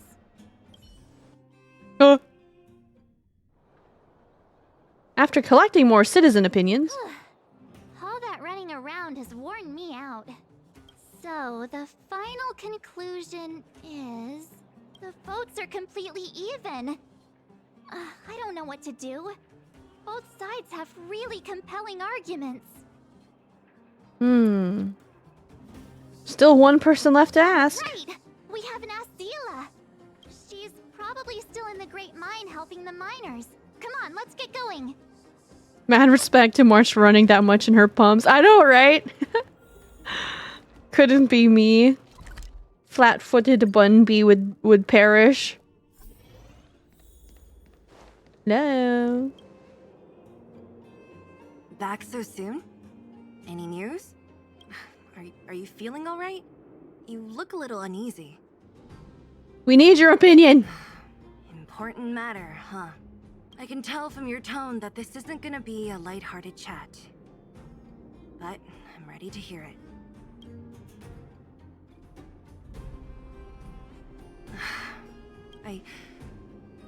I think I get it. At first, I thought it was just a few IPC ruffians overstepping their boundaries. Yeah, you didn't think the future of Belobog was at stake, right? Right. I need a little time to process this. As it stands, the votes are even. Your opinion will make all the difference. Not to put pressure on her or anything. Jeez, March. In that case, I abstain. What? Look what you did! Your vote extremely important. Thought about it. This responsibility rests on Bronya's shoulders, not mine. No matter the choice she makes, she has far greater foresight than I do. She can see the bigger picture more clearly than I can. The vote is tied. If I were to give you my view, it would tip the scales and possibly impact her final choice. I'll respect whatever decision she makes, but it's not my place to make it for her. Oh my god, girlfriends. Understood, Zila. This is a difficult decision to make, and everyone feels differently about it. It's times like these that a leader must stand up and do what's needed. Right. It's Bronya's decision. She knows what's at stake. She won't run away from her duty. I trust her wholeheartedly. If she asks you, just let her know my reasoning. She'll understand. Do you want the Topaz trailer? Well, I don't remember. It's all in Bronya's hands now. Probably not. She has to make the final call. Do you trust her judgment? You bet. The Express can vouch for Bronya. That says a lot about her character. Correct! The time has come. Let's go fill her in. I'm curious to see how she's handling those Klapoth ministers. Minister.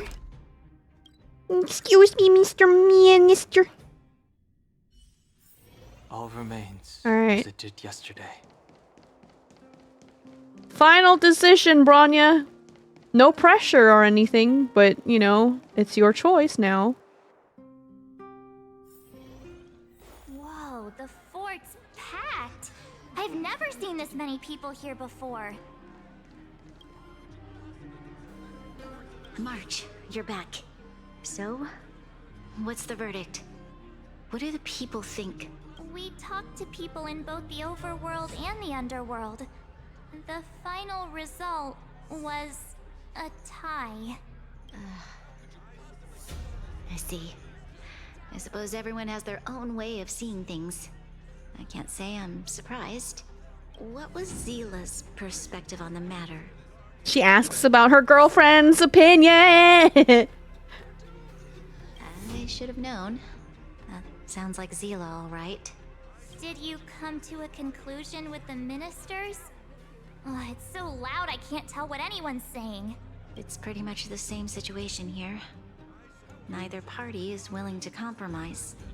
The time has come to make a decision. This chaos cannot be allowed to continue any longer.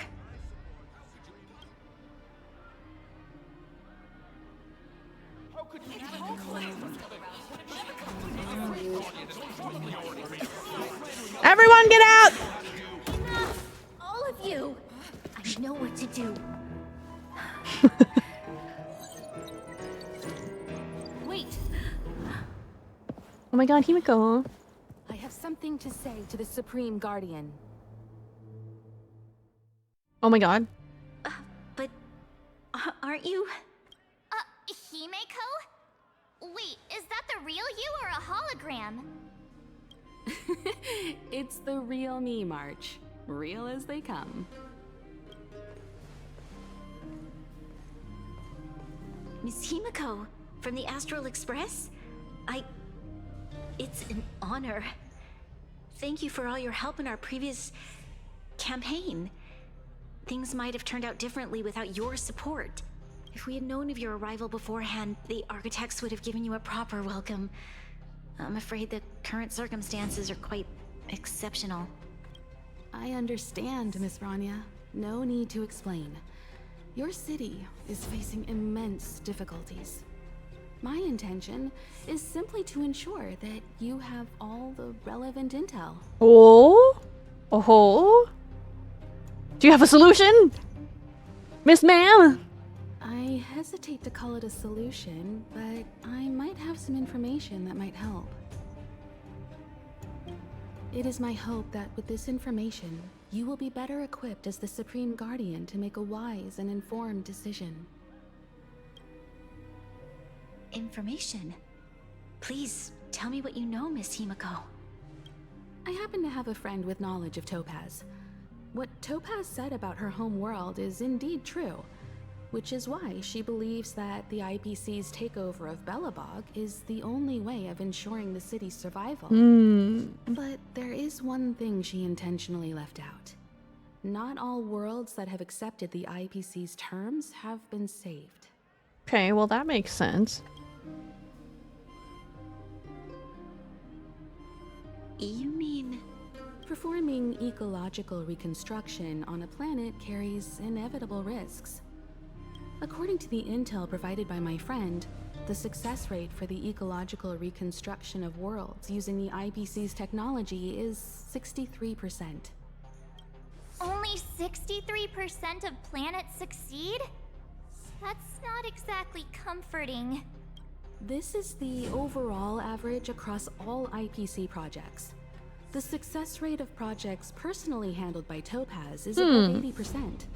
She's undoubtedly one of the most capable people in her field. I wanted to bring these numbers, these probabilities, to light. I think it's only fair that you know all the facts before making a decision. Ultimately, it's up to you, Supreme Guardian, to make the final call. I understand. Thank you, Miss Himiko. This information is of great help. Jeez, she has a lot of weight on her shoulders right now. Regardless of how alluring their promises may be, this contract is nothing more than a gamble. As a leader, I cannot let the future of Belobog hinge on a roll of the dice.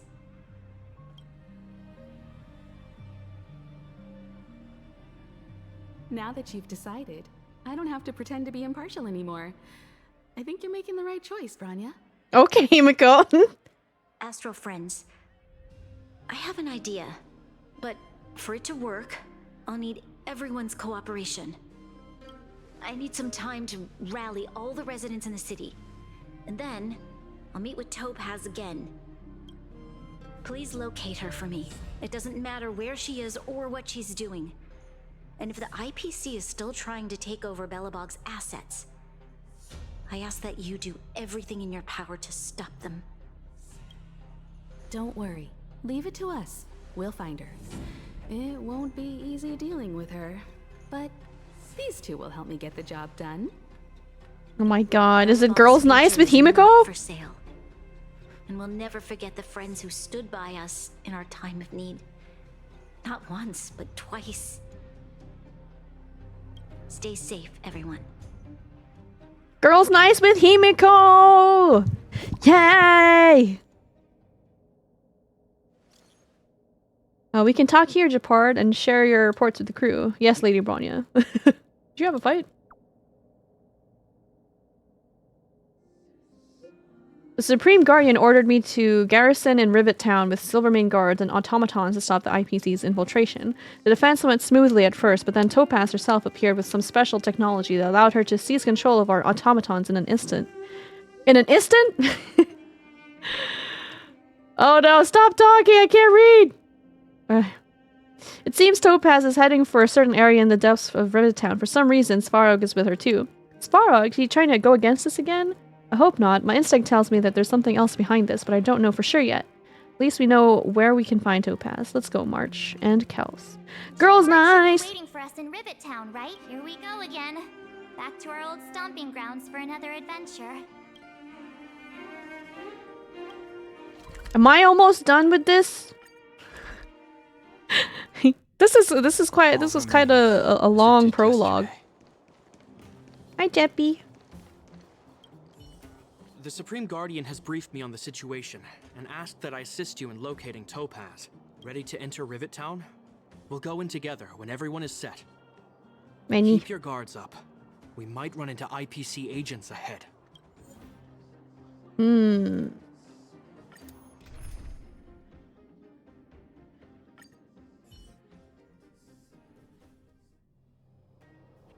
Destination reached. Wow, would you look at that? Huh. I never would have guessed it'd be here. But I don't see any mech or weapons. This place is completely surrounded by mountains. Surely they can't be. Affirmative. The weapons are concealed within the towering rock formations. No wonder we couldn't find the automaton factory. It was right under our noses all along. Wait a minute. You said these weapons have been hidden here from the very beginning? That means the architects of Eurillo 6 never used them in their fight against the Legion. Correct. After the IPC departed from this world more than 700 years ago, no one has possessed the necessary knowledge for activating these weapons. The architects used the IPC blueprints to construct replica automatons. However, the overwhelming majority of the combatants, commanded by Elisa Rand, were human. I see.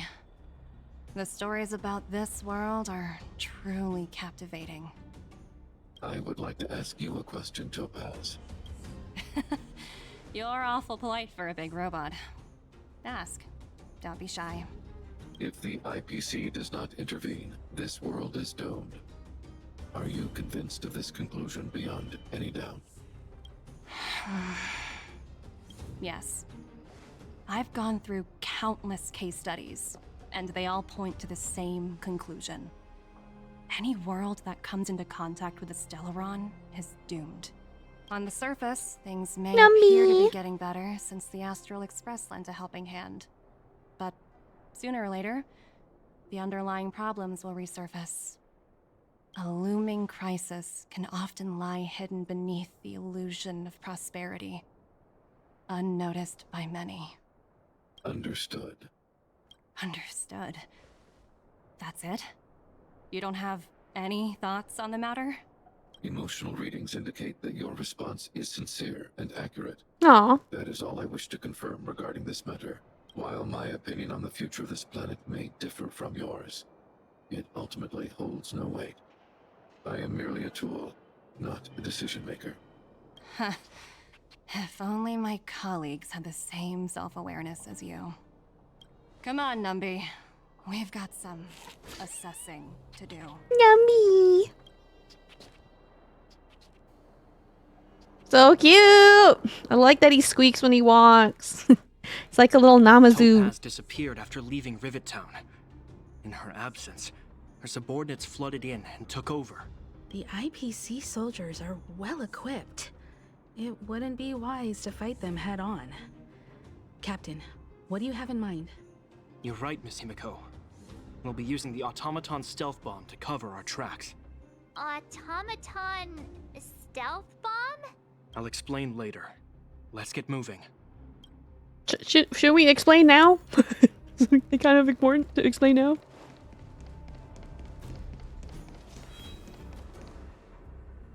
Look, down there! It's the IPC! Get him! Keep noise to a minimum, everyone. We don't want to alert the enemy to our presence. Never mind. It's time to deploy the automaton stealth bomb. Are you ready?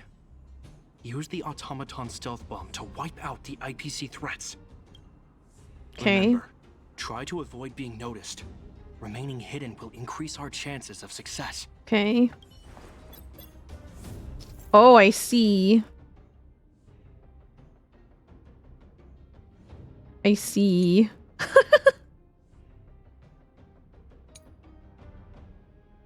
Okay.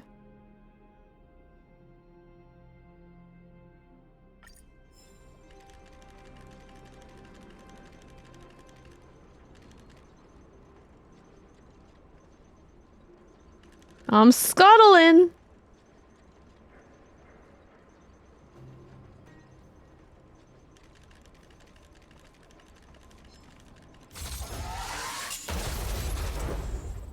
Okay, so there's a little bit of a wind-up. Oh, wow! We wiped them all out in a single explosion! That's what you call efficiency! We're like, yeah, I blew the heck out of that guy! But we had no choice. I've seen standard issue robots like these before. It's an IPC field team leader. Correct. The exterior is similar to the Grizzly, but its weapons and armor are more advanced. Yeah, terrorism. Hopefully the automaton stealth bomb will still be effective. Let me know when you're ready. Are you ready? Let's go. Remember.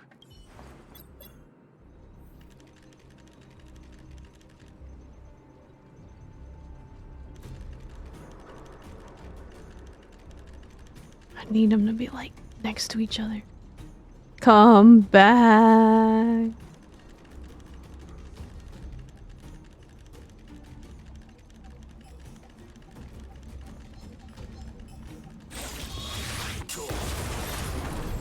Let's go. Woohoo! The coast is clear! To be honest, I didn't think it would be so powerful. This is the road that Topaz took. Let's find her. And tell. This time, Okay, let's go. Skipping the dialogue. Let's go. I'm getting antsy. We gotta figure out what's going on over here. Oh, hi, Svarog. Mr. Svarog? Are you alright? I hope Topaz and her IPC henchmen didn't hurt you. Greetings, outsiders. System functions are normal. I have had no conflict with the IPC's representatives.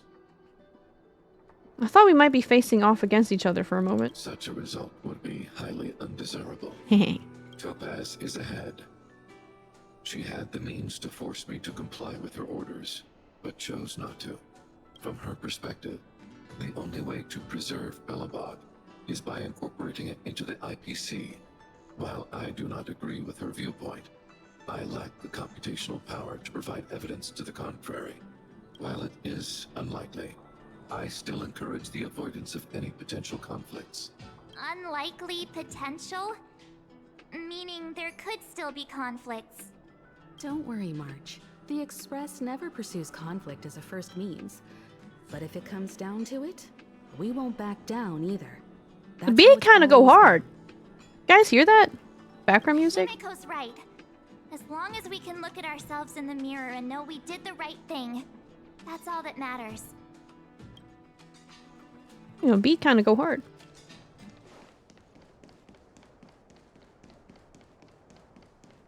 Why would Topaz come here?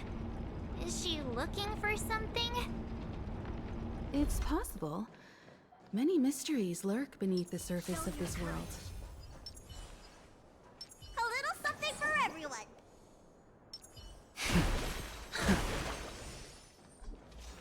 Welcome to the Thunderdome.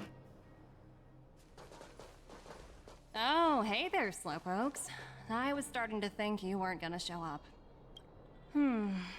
This lady next to Miss March looks oddly familiar.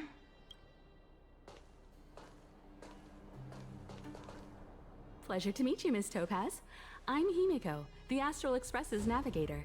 Oh, wow. I remember now. The illustrious Miss Himiko. Some of my colleagues dream about meeting you. Do I have any fans? I'd be surprised if you didn't. Don't underestimate the reputation of the Nameless out among the stars. You're following in the footsteps of the great Akavili, after all. I'm pleased to see how well everyone's been getting along. Topaz, based on your greeting, I presume you have a good grasp of the current situation? Of course!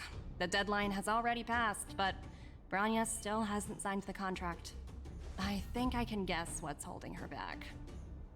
Please, don't misunderstand us, Miss Topaz. We have no intention of opposing the IPC or its board of directors. but we have very dear friends on Eurillo 6. Standing idly by and watching them sign an unfair contract goes against everything the Nameless are about. Miss Himeko, sorry for interrupting, but this doesn't sound like a negotiation. 'Cause that's not! We needn't waste our time, March. She made her decision 10 minutes ago. There's no fooling the Astral Express. You're absolutely right. Differing views don't necessarily mean one person is right and the other is wrong. However, to keep things moving forward, there's usually only You got so many fans? Are you sure? So, I'm a fan. Me, I am. Thank you, Soot. Huh? What do you mean? My superiors have granted me the approval I need. Your vacation time has been approved? I wish. So many eager faces. I won't keep you in the dark any longer. Approval to launch an attack on the members of the Astral Express.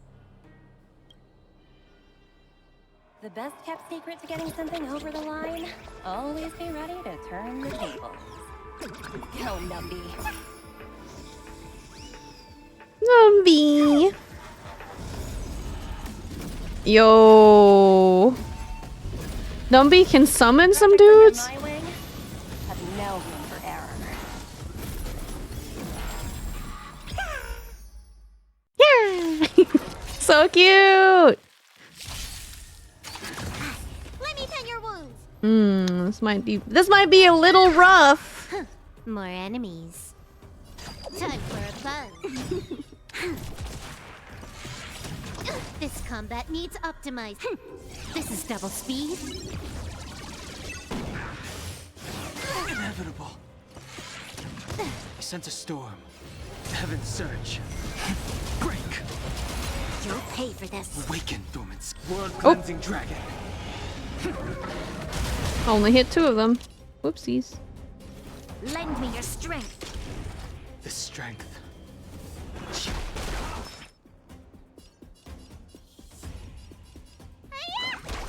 Can I have fun this time?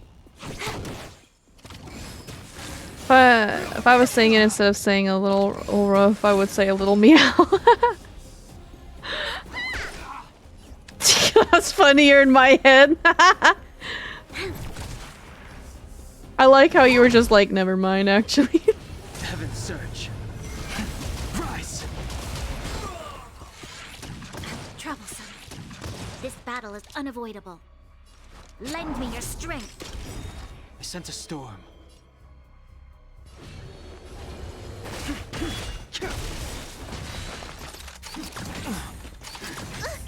Awaken, dormant scales. World cleansing dragon. We've entered the storm. I should have used Bronya's buff first, but I misclicked. Oopsie.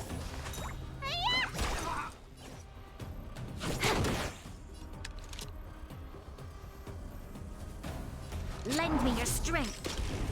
The strength. Heaven's surge. Break.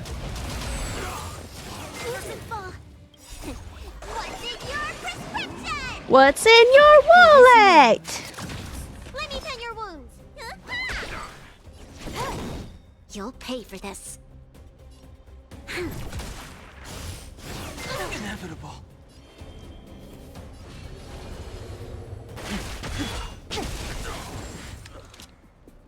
Lend me your strength. I sent a skill.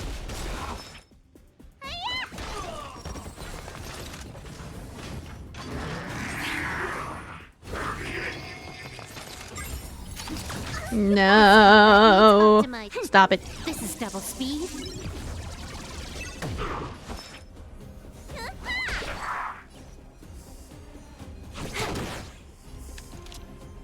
Lend me your strength. We've entered the storm. To guard and defend. Crush them. Awaken, dormant scale. World cleansing. Go, dormant scales! surge. Rise. Break. Oh. Oh. I wish I was the floor during Bronya's ult. Shut up!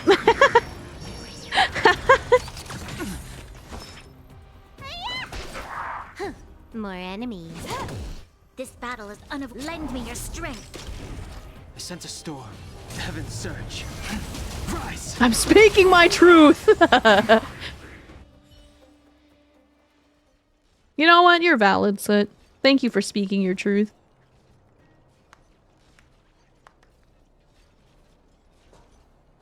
Incredible. No wonder the Astral Express is so highly regarded. Finished warming up?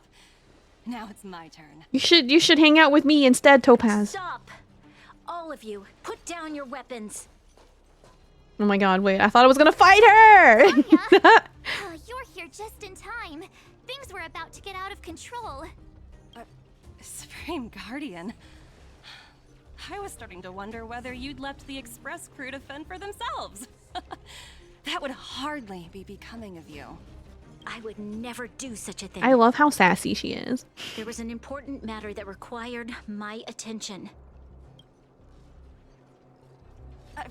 More important than this? Yes. I think you'll understand the significance once you see it. In short, I need you to help us evaluate our current progress. Help you? That's interesting.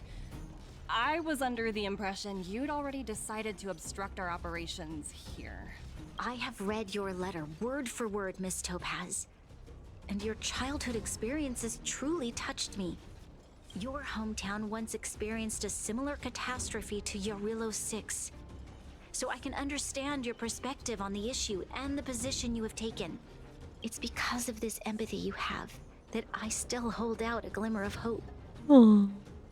Despite all that's happened, I hope we can still find common ground through peaceful means.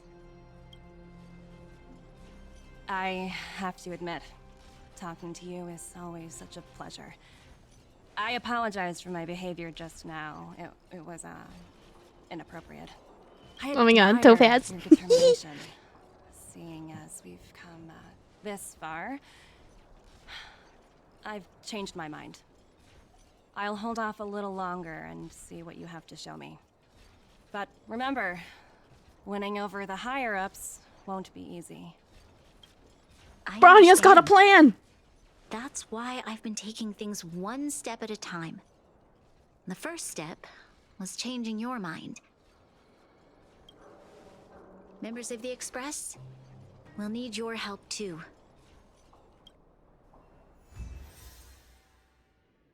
Okay. How much more story do I have?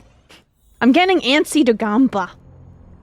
I want a Gamba! Dismal sight. This district.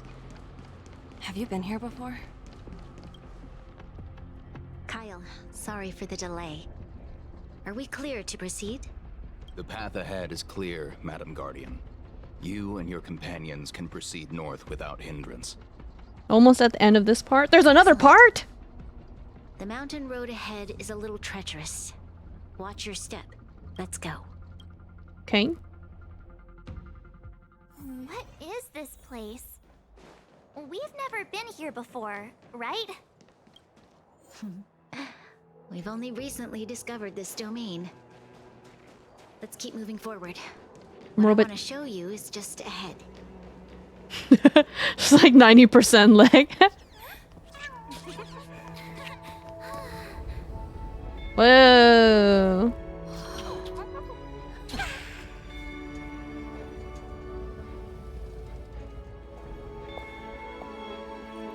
Look. The people of Belobog have not given up. I just want to give them a chance.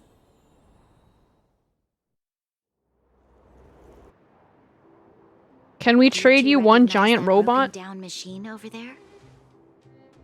Engine of creation! I thought you might. Miss Topaz, I know you've done a lot of research into Belobog.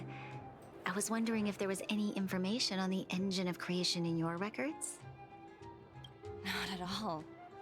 Which is why I find it so... I know, that's why I'm trying to hurry the story along, because I wanted to raid Kieran today. Engineering, yet there's not a single mention of it in any of the Strategic Investment Department's reports. I thought this was going to be kind of short. The engine of creation was constructed solely by the people of Belobog, without any external assistance. The project was led by the first Supreme Guardian, Alyssa Rand. While warriors fought on Hi, the front Kay! lines, the engine How are was you? worked tirelessly behind the scenes, designing and constructing it. So what you're saying is the engine of creation was a weapon constructed by the Belabogians themselves? Yes, but not entirely. The engine of creation was commissioned for combat shortly after its completion, and played a significant role in the battles against the Legion. Just got back from work. Welcome home from work. Had a long-term Time for vision, rest. one that nobody anticipated. For a long time, this feat of engineering was codenamed the Geological Reconstruction Unit. It was actually given a much grander purpose: to help the Belabogians rebuild their homeland and restore their world to its former glory, after driving away all those who threatened it. Remarkable. A vision that would transcend both time and generations of Belabogians. Madame Rand was truly an inspiring leader. Not to take away from the Supreme Guardian in front of me. She's quite the inspiring leader as well. Thank you. But I didn't really do anything. All I did was bring the people of Belobog together and make them aware that our hard-earned freedom was under immense threat once again. If we want to preserve this freedom, we must act and show those who doubt us that we Belobog have the will and the ability to control our own destiny. Freedom! The outcome of our mobilization speaks for itself. The children of Belobog have made their decision. They have chosen to preserve this homeland with their own two hands. I must say, I didn't anticipate this at all. Numby.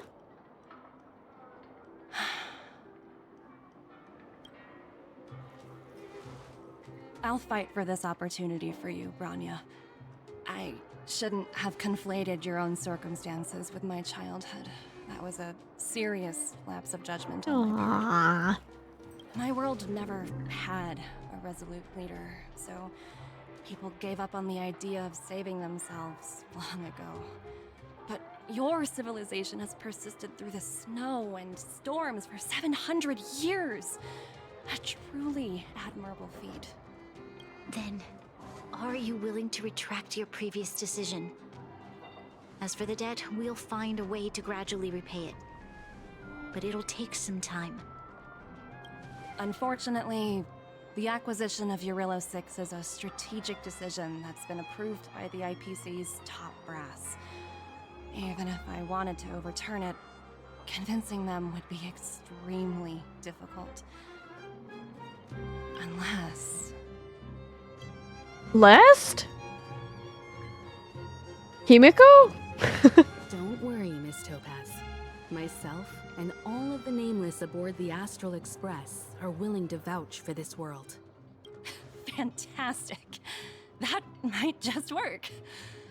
As for the reports and potential accountability, I'll handle it. Oh my god, we love growth. Let's go! She's not all bad!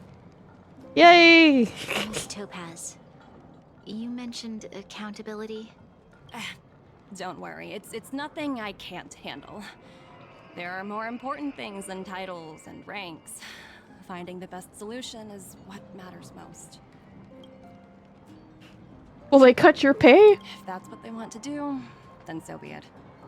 I've long passed the stage of working just for money. Thank you so much for all you've done. I never thought we'd drag the Express into a crisis again. Much less one that might cause a rift between you and the IPC. With the subtle flex that she has hella money. I wouldn't go that far. Also, it's me who's mostly to blame. I didn't keep my subordinates in check.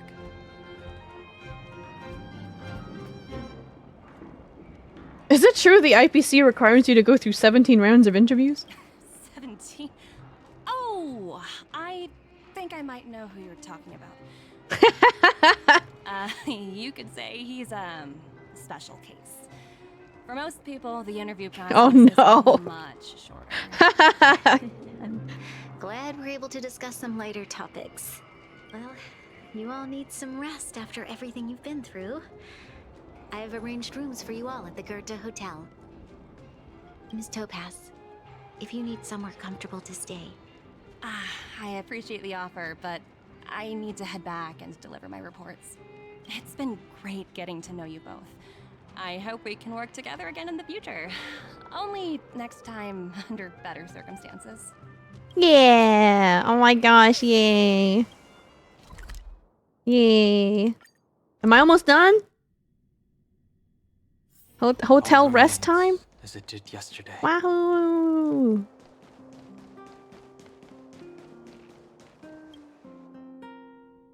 I've been wondering, how did you figure out what was happening here on Belobog, Himeko?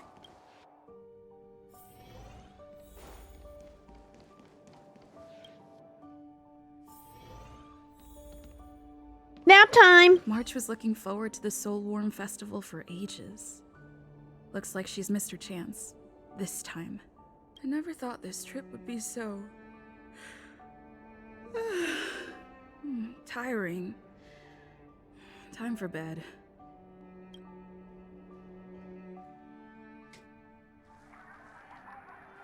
Oh my god, she... In light of the events that have transpired, we will be taking the following disciplinary measures against you. No! Your rank will be demoted from P45 to P44 with corresponding adjustment to your basic salary. All bonuses for the current cycle will be revoked, including stock options and performance bonuses. You will need to submit an additional report regarding this incident to Diamond. If you have any objections to this penalty, you may also file an appeal in writing. I have no objections. Understood. Is there anything else anyone would like to add? If there are no further remarks, this meeting is concluded. Meh, she doesn't deserve that.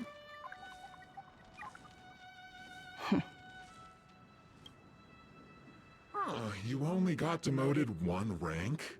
Phew, you dodged a bullet there. Pretty big project to mess up on. Someone must be looking out for you. Oh, they've already left the call. Ugh, this voice changer is driving me crazy. Let me turn it off. Aventurine, why are you still on the line? Hey, what's with the hostility? It's not like Who? I'm your boss. Oh, wait. I guess I am now. My apologies. I'm still getting used to my new place in the hierarchy. Can I help you? If you've got something to say it already. Oh, nothing important. Just checking in on you. I told you Eurillo 6 would be a high-risk, low-reward case. Why do you even bother? In our line of work, having a kind heart can be more of a liability than an asset. If you're not careful, you'll end up leading yourself down a dead-end road. Anything else? If not, I'm hanging up. Wait, hold on a minute. Don't hang up, I get it. You're not in the mood for this conversation right now. Okay. How about this? Something that might interest you. While you were enjoying your playtime on Eurillo 6, Diamond was busy taking care of the head honcho of the Building Material Logistics Department. That's why he didn't attend today's meeting. Oh, they're all named after gems, I just realized. Terravan? That's right. The renowned Terravan. One of the 7 board members. He's throwing his support behind us instead of the marketing development department for once. Oswaldo won't be laughing anymore. Diamond's been a great help to both of us. Your antics on such a crucial day can't exactly have painted the Strategic Investment Department in a good light, you know? Since you get the point, let's get down to business. I'm currently at Pierpoint. There's a major deal that could affect the whole department. I just so happen to need a reliable project manager for the job. What do you say, old friend? Huh. And what prompted the mighty Aventurine to start collaborating with others? Penacony. What else? Penacony? Isn't that the next planet? What? That's right. Now that's the kind of reaction I was hoping for. Hold on a minute. Diamond picked you for this project? I was expecting someone like Opal or Obsidian to handle it. At least someone higher than rank P46. Honestly, who knows? The family has some pretty questionable characters. If you ask me, doing business with them is a lost cause. But as we both know, the IPC does more than just business deals. Guess it's my time to shine. So, how about it? This is a rare opportunity. Consider it. You never know, you might even be able to make up for your blunder on your Rillo 6. I'll get back to you later. Highly suspect. Thank you for the drink. One wild ride after another.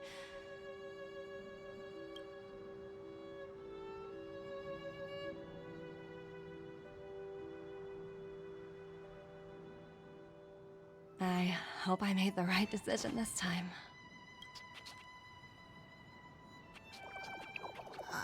Oh!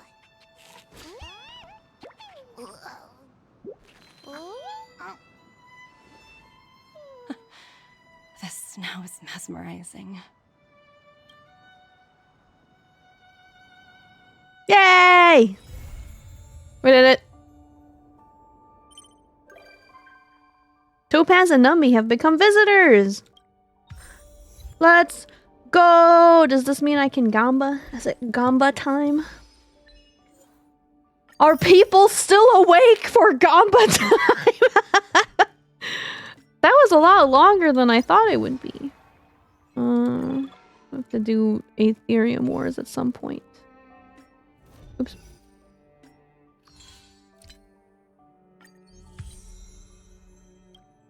To pull in first 10, I wish.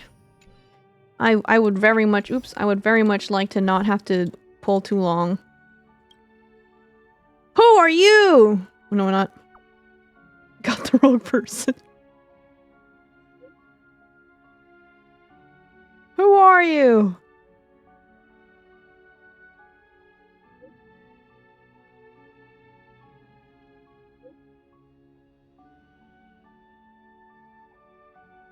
Another promotion? While it is temporary, gotcha is forever. True!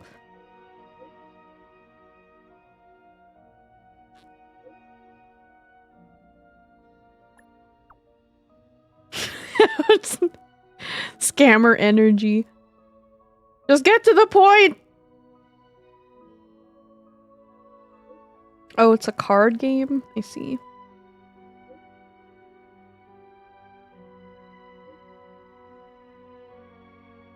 Sure!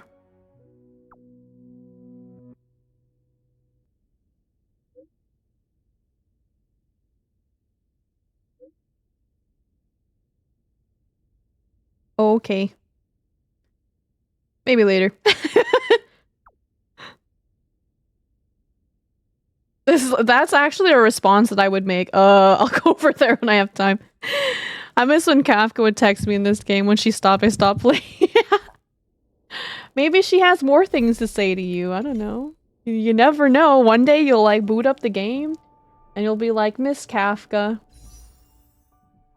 can you send me a text message, please? And then she'll just be like, yeah, I got you, bro.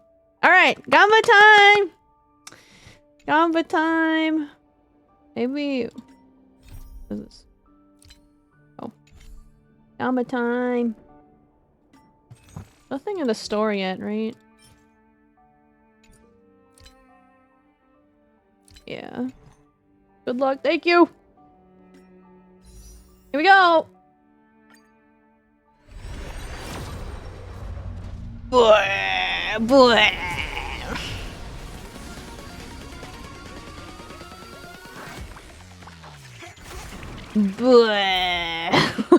Oh, Green Eye Fen. Okay, nice. We got a new unit. Can I get a Luca? Can I get a Luca?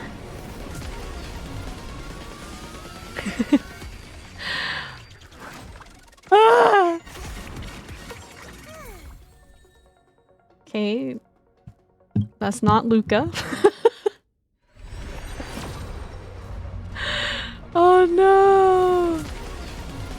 Yeah, my Genshin luck was too good, so they were like, we got a nerfer. There's no way. Oh my gosh, no Luca.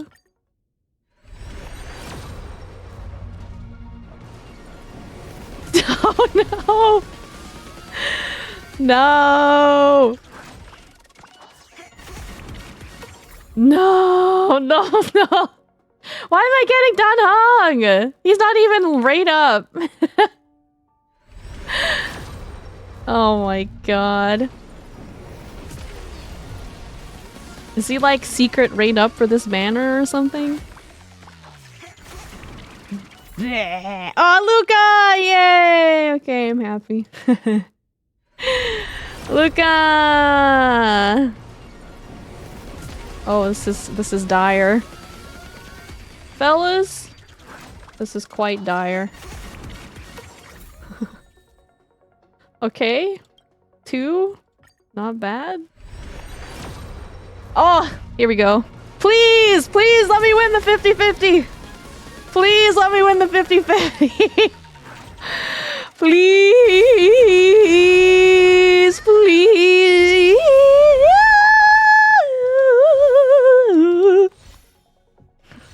I'm so scared. I'm so scared. Oh my god. Yes. Yes. Yes. Let's go. We got all the 4 stars I wanted, and she came home not at max pity. Let's go. What? What? What? What? What? Hello? You got debated. Holy shit! This is so loud!